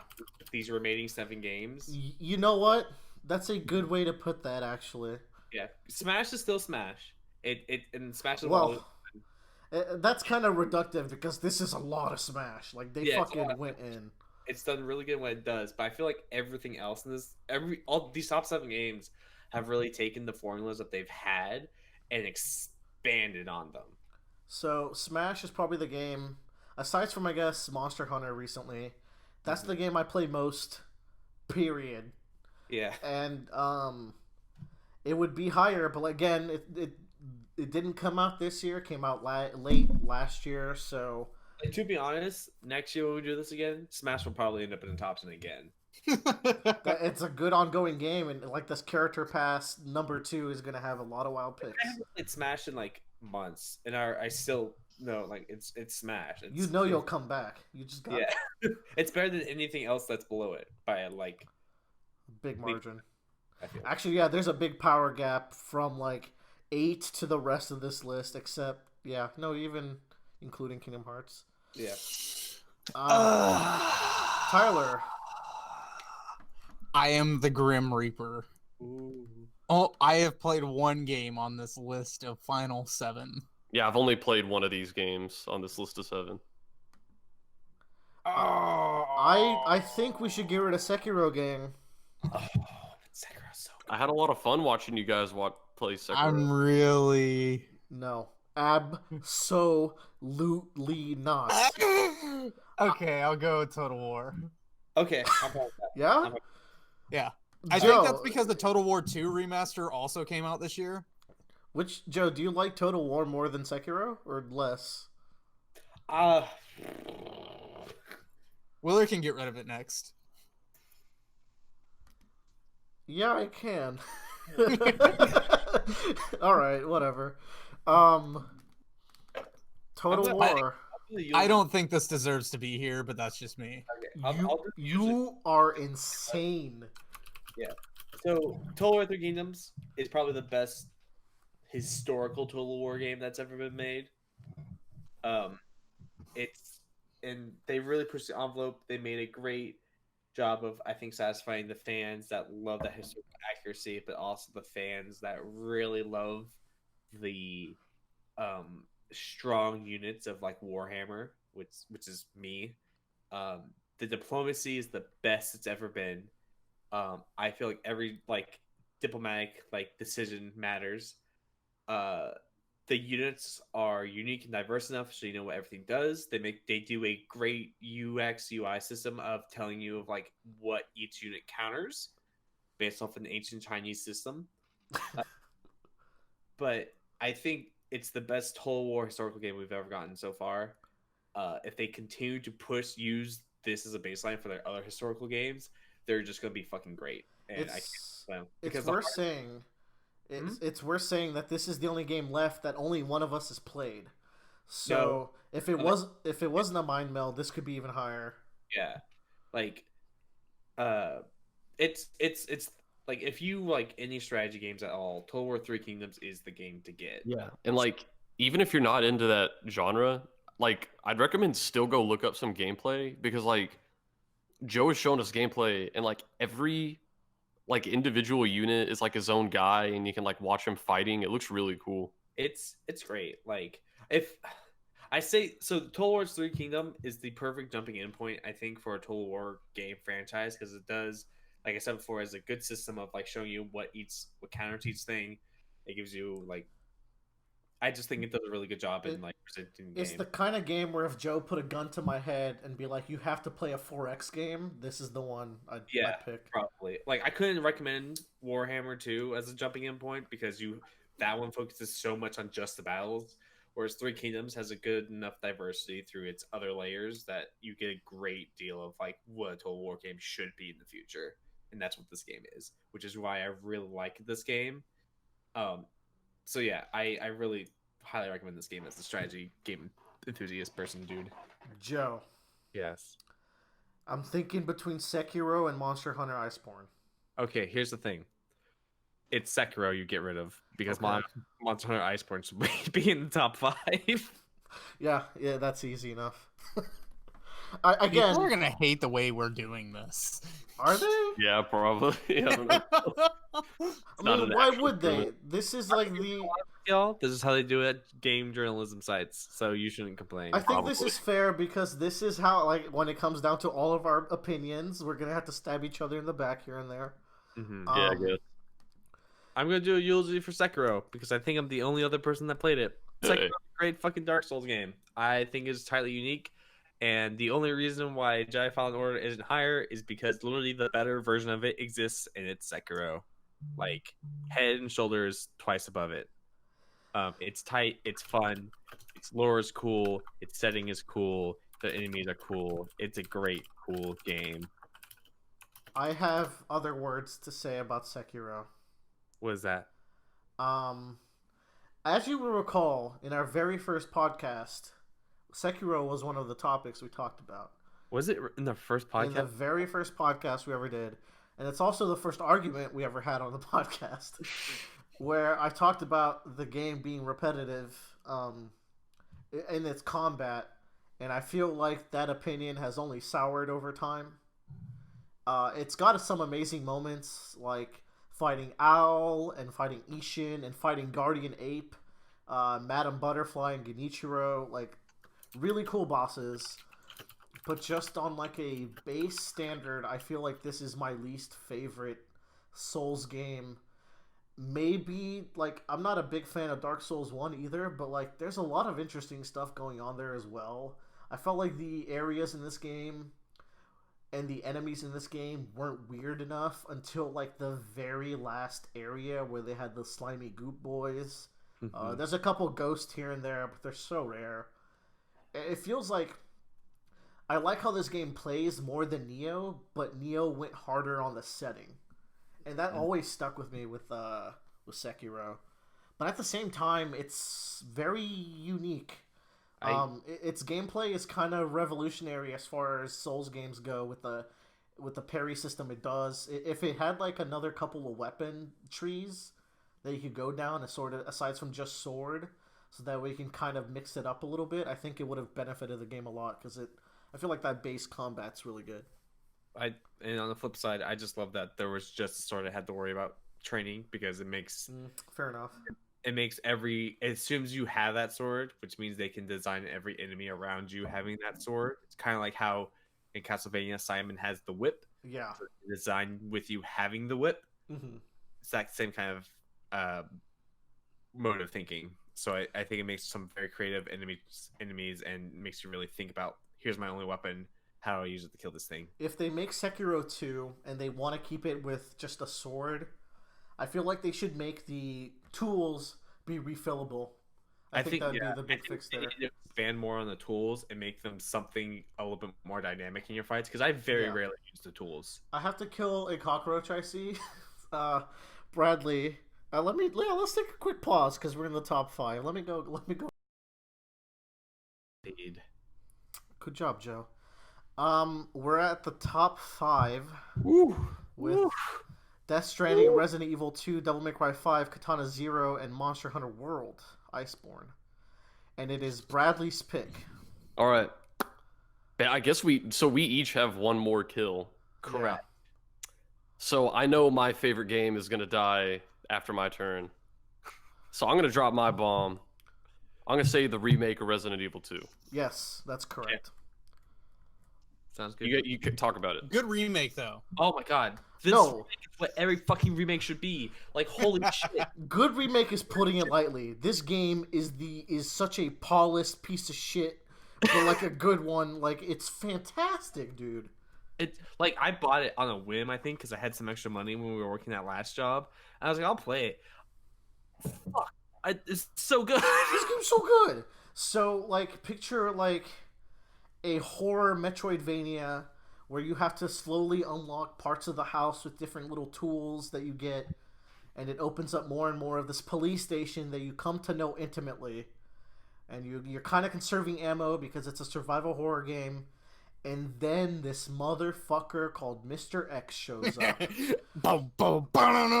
X gonna give it to you. And I was paralyzed in fear at some points where I'm hiding behind a door and I just don't know what to do with my life. I've heard he's like the scariest motherfucker ever. He really got to me, man. Yeah. Because I was like, with any other enemy, it's like, alright, I'll burn the ammo on him. With Mr. X, you have to burn so much ammo to just stun him, because you're not even killing him, that it's terrifying. You don't really don't want to make that risk in a game like Resident Evil. It was just really good. They expanded on some areas from the original. They kind of did things a little bit different, but it's a fantastic game. Mm-hmm. It's one of those games where I was thinking about, because I know it was going to show up on our list, where I was just like, should Resident Evil 2 remake should be on the list, because it is a remake game. And I was thinking about, like, Of course. It takes the game, and it once again it pushes it to what it, like, based off its, like, it pushes it past its limitations from its previous generation, to the point where, like, there's a system in this game. It was a tank control, like, fixed camera angle game, and now it's a over the shoulder game. So it's you kind of losing that sense of control that was also scary in the older days. But what they do to compensate for that is your aim is only really good if you stand still and you focus. Yeah. And I feel like just little design decisions like that make the game still feel tense. Mm-hmm. Good shit. Joe? Alright, no, just throw it on the fucking list. We know what's gonna happen. I'm gonna choose Katana Zero. No. I mean, I will be as obnoxious as possible. I think it's number one. But if it has to go, it has to go. The reason I say Katana Zero is because I played the other 3 games on this list. Yeah. Yeah, I see it. And it's essentially just like, I haven't played this game before. I know y'all have told me it's really good, but I just haven't played it before. Yeah, that's fair. That is 100. That's totally fair. And I think, like, y'all have given me enough leeway, and, like, for a lot of things. But, like, from what y'all hear about Katana Zero, it's a great game. It's just one of those games I haven't had time to pick up and play because I've had all my other personal games to play. We talked about Katana Zero on the podcast. Me and Bradley played. I finished it, and Bradley lives in the same apartment complex as me, and I was like, Bradley, here's what I'm thinking. Dude, freaking Willer's like, Bradley, I'm coming over. Because, like, we were going to go to a Smash Bros. Tournament, which we lost pretty badly in. But he brought it over. He's like, Bradley, I really think you should play this game. And, at first, I was kind of excited. But I was like, I'll play this game for my buddy Willer. Like, 10 minutes in, I was like, oh, my fuck. He was not kidding. Like, this is a good fucking game. Look, I got some fucking shit to say about this game. Let's do it. So...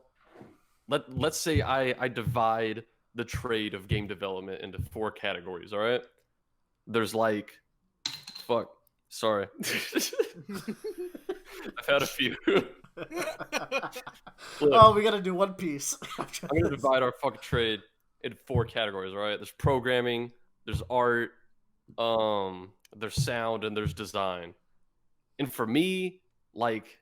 There's a game that I'm like, oh, that's the number 1 sound game. I think that has the best sound in video games. There's one that I'm like, oh, that has my favorite art. There's a game I've played that, like, holy shit, like, I'm really impressed they were able to even code this game. For Katana Zero, I've never been more impressed with the game design of a game.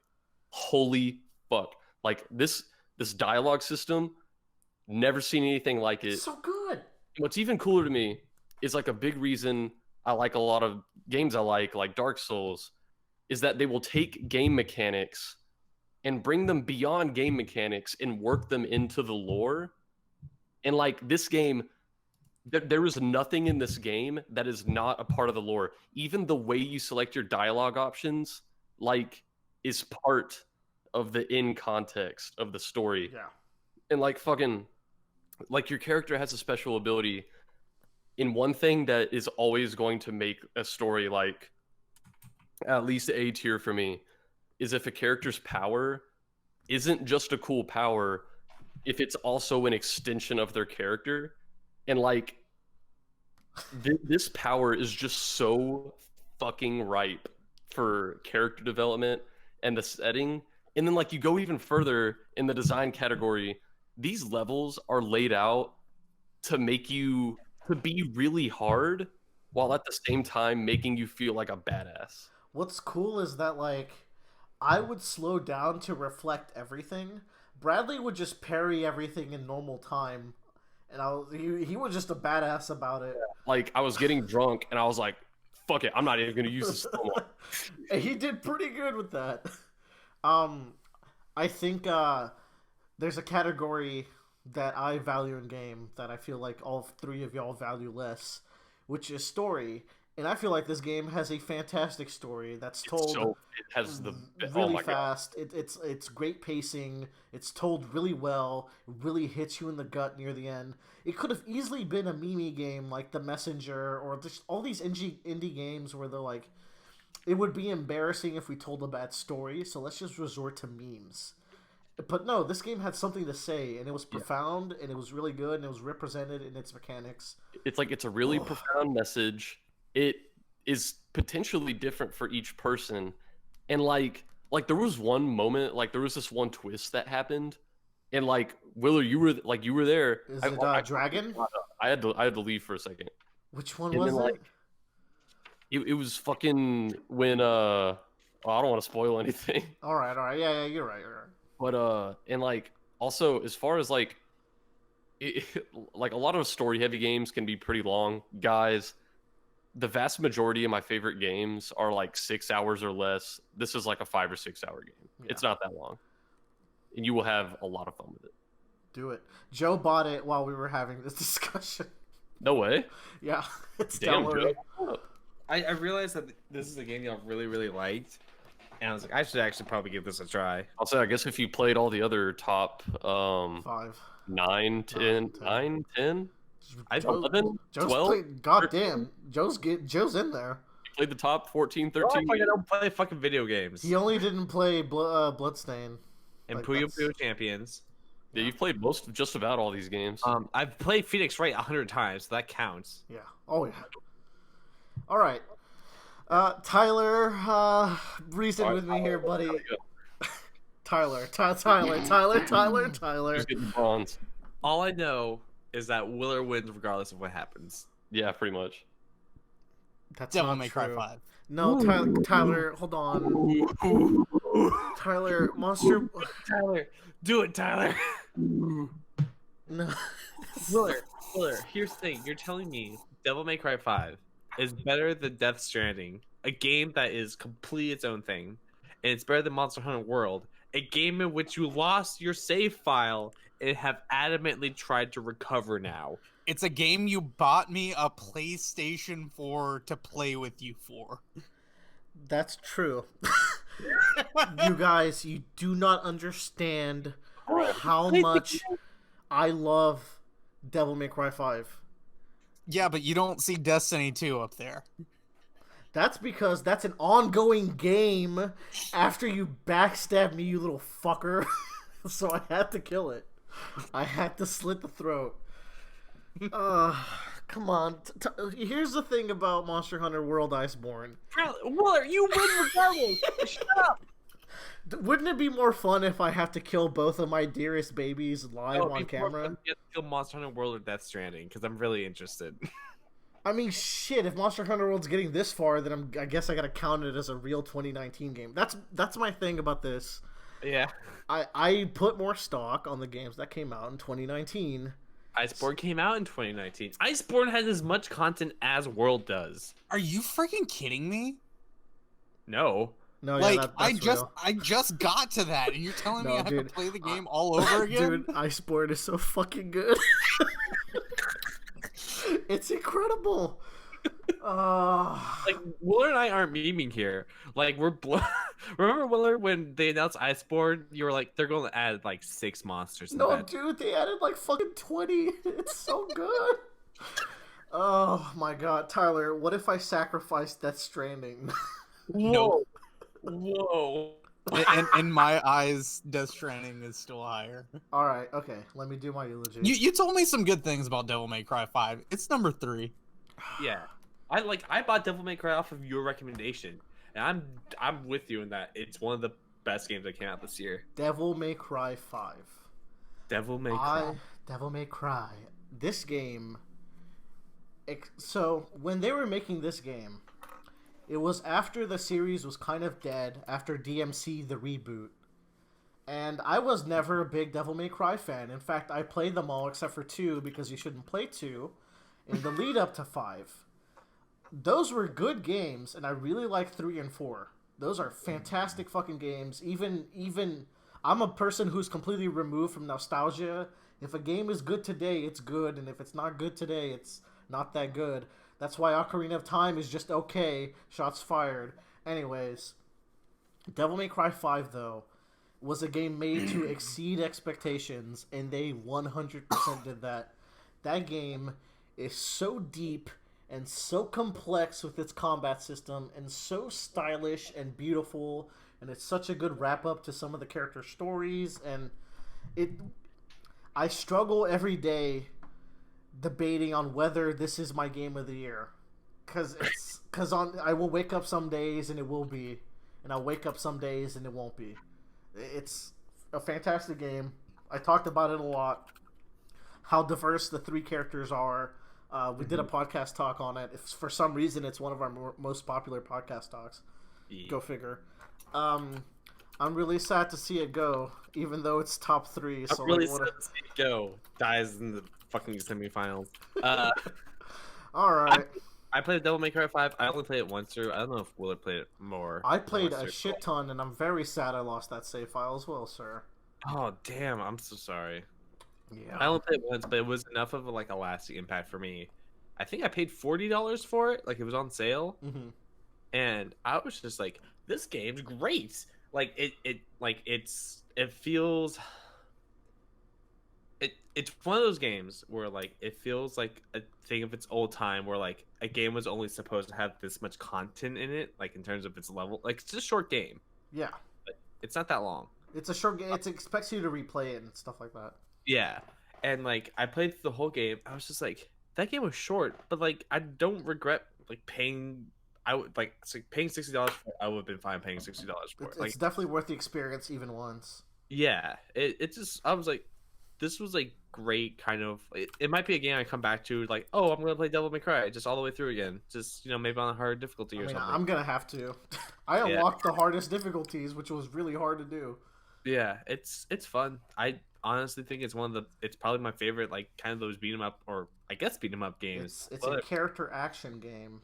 Character action games. Yeah, because it was a great time. It reminded me a lot of playing God of War, but a much better version of God of War. Not the newest one, but like of the old classics. It's a game where if you're playing the easier difficulties, you don't have to think too much about it. On the harder difficulties, you see how much depth there is.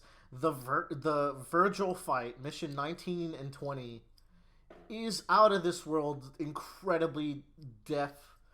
Just oh my god, I want to go play it right now. Anyways, rest in peace. Devils do cry, and I'm the devil in this case. Willard, technically, you get to pick first and second place. I know. It just turned out that way, actually. But here's the thing: I'm happy with regardless you pick. Like I think at this point, it's like all the pressure's on you. Oof, all right. Tyler, what you got to say? So we have Monster Hunter World Iceborne, which me, Tyler, and Joe are actively playing right now. I just got to play through Monster Hunter for the second time. I played on PC. Sadly, I'm getting about the same frame rate on PlayStation, but I'm having a lot of fun. I'm having as much fun as I did have on PC. I thoroughly enjoyed Monster Hunter on PC. I have played one other Monster Hunter game on the DS. I absolutely hated it. That's I fair. was not afraid to try Monster Hunter World on PC. I think I got it the week it came out. Because I do like big boss fights, and that's like all Monster Hunter is boss fight after boss fight and getting really cool swords and hammers and hammer flutes and armor, and you have a cat that you dress up in armor, and I'm like, honestly, Not ever once in a game. I don't know what's not to love. Girlfriend Game Reviews has a really great review of this game. Mm-hmm. I love that video. It's I'm really excited. I just got to Iceborne last night. I will probably start playing it as soon as we're done recording this. Yeah, dude, Iceborne is when we're on the same playing field now. We're getting to the quest where me and Joe can die. We're gonna have a lot of fucking fun. I have a screenshot of Willer getting one shot by this gorilla. It's great. Oh, that gorilla. I think that's a good eulogy for Monster Hunter World Iceborne Okay. as the second best game of 2019. Yeah. I can't believe it fucking did it again. Dude, we just for fun had a discussion kind of like this last year, and I think World was second after Ultimate. Probably. So if Monster Hunter World 2 comes out next year, it would win. It would just straight up win. But before we talk about Death Stranding some more, because I'm pretty sure we have an entire talk on it where Willer just rants for an hour about it. Yeah, we do. I would like to talk about some honorable mentions that Honorable mentions? like that none of us played, none of us maybe even looked into. Like we heard of them in passing. Like beyond like Disco Elysium, that's probably like our number one to play, Mm-hmm. Yeah. and then Control probably. Yeah, we gotta check out Control. A couple Judgment of is games really good from what I played, and so is DQ11, by the way. We got some indie titles that I'd like to just mention, like Untitled Goose Game. Yeah. Got nice memeability this year, really popular, really great fan base. It wins the memeability category. Another one I'd like to talk about is Baba Is You. Oh my, Baba Is You is dope. I can't believe you forgot that. That is a fun co-op game. If you're looking for the next dangerous lovers in a dangerous space time, pick up Baba Is You. Just play it with somebody sitting on the couch. Like Yell at each other. game? it's fun to play with someone. That game is like you're programming the game through verbs. Yeah. The mechanic of that game is so unique. It's really cool. It And is it's so a ver- simple. It's like someone should have made this, and someone did. Yeah. It's great. I can't remember if it's single player. I think it is. It is, but like it's an easy like couch. it's like everyone yell at you. Kind Yeah. Of game. We got some shooters on here that like okay, they're shooters. We don't really do too many mainstream shooters. Destiny's very mainstream now. Used to not be, but like Call of Duty Modern Warfare, The Division 2, Gears 5, Days Gone. Like if you're into those are like except for Gears 5, I haven't heard too many good things about. Days Gone is going to be hit and miss. We had a tournament Gears 5 at my workplace yesterday. Really? Yes. Days Gone. Gone is a game where like some people love it and some people think it's trash. But Yeah. the people who love it seem to really like it. I'd say if you liked something like Dying Light, Days Gone might be for you. Yeah, it's definitely a zombie game. Zombie game. I played the Division 2 at PAX West this year. I loved it. I loved the first one. I heard the environment isn't as great as the first one, and a lot of people like miss that really dynamic snowy map, but I hear that Summer Jungle is a nice change of pace. I heard there's a lot of quality of life changes. Call of Duty Modern Warfare, you know, it's the newest Call of Duty title. I haven't heard awful things about it yet. Surprisingly. That game is really good. Like, Yeah, if I could pay like $20 for the campaign, I probably would play it. Yeah. Shadowbringers Final Fantasy ongoing game. Right, that's a thing, right? If I'm waiting for them to streamline the early game, which they said they are, but I hear That's coming Shadowbringers soon. just blows everyone's dicks off. We played Final Fantasy 14 this past summer together. It was wild, wild time. Okay, so back to Final Fantasy 14. It's probably the best MMO I've played. And I've played WoW and everything. And we're still in the shit parts. Yeah. So, Yeah. impressive. Yeah. If you have an MMO, it's just play Final Fantasy 14. Everything else, like, don't even look at. Stop Dauntless had their official release this year, their official 1.0. What the hell's Dauntless? Dauntless Dauntless. is bad Monster Hunter. It is free to play Monster Hunter. If you and your friends want a different like feel of Monster Hunter, you're not into the really complex UX and everything that Monster Hunter has. You don't have maybe a couple of other friends to try it out with. Dauntless, free to play. It's like Monster Hunter. It's still really fun. Dauntless is to Monster Hunter as Jedi Fallen Order is to Sekiro. Yeah. That's no, Jedi Fallen Order is better than that. Another shooter we didn't get to talk about that came out this year, Metro Exodus. I don't think any of us played that. People like those games. Yeah. And then some action slashers. Code Vein, which I think Willer played. Yeah, no, if I played it would be on the list. I want to play it in the future. I hear it's actually a pretty decent Souls game. I think these are games just like on a couple, like these are games on my to play list if they're not already on this list. Darksiders Genesis I played at PAX this year. I never played a Darksiders game before. Darksiders. This looks fun. It looks like a Diablo Darksiders kind of thing. It was fun. I enjoyed it a little bit of the part that I played. I actually played it like the entire like 30-minute session. I didn't hate it. Yep. And then didn't anybody know about Neo 2? Yeah, I mean, I've played Neo. I'm a big fan. Did you play Neo 2? I'm not a big fan. I'm a fan. No, I haven't. That came out this year. If Neo 2 beta came out this year. Neo 2 is not out yet. I thought it came out this year. I did my search before I even Pretty like, sure it says initial release date May 24th. Of what year? Oh, they changed it. Release date March 13th. Okay, sorry. I stand corrected. All right. So yeah, take that one off. My honorable mention of the year, our best ongoing game, is Total War Hammer 2 because you laugh, but every 3 months, I mean, that's $10, and it adds 100 extra hours onto my game time every time. That sounds awfully awesome. Shout outs to EDF5. Me and Tyler are gonna get in that.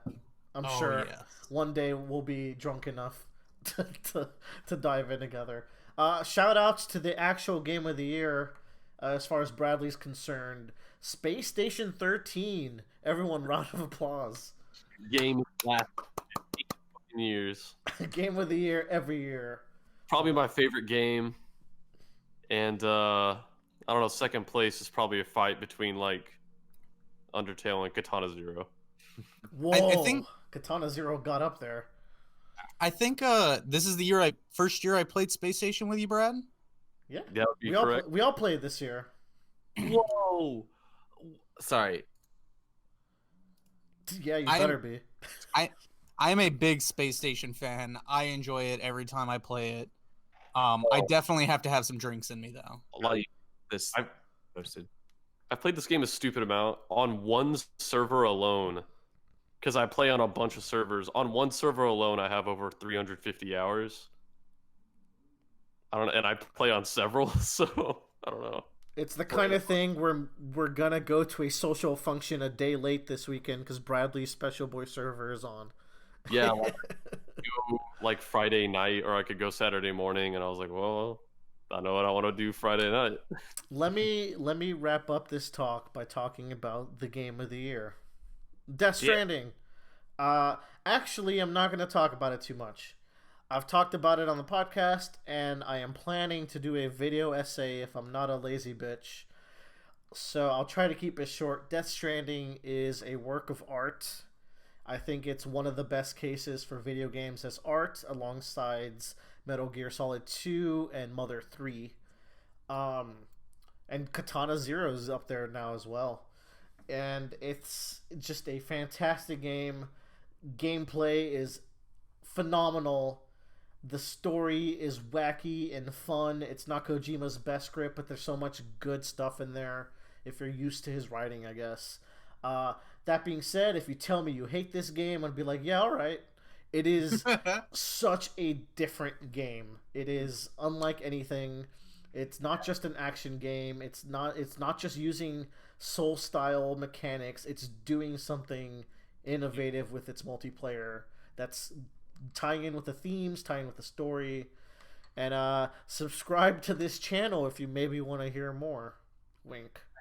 To add on, I think I mentioned before, But like the top 7 games on this list really push their genres. But I think Death Stranding just pushed what games can be about and what they can do in general across a whole spectrum.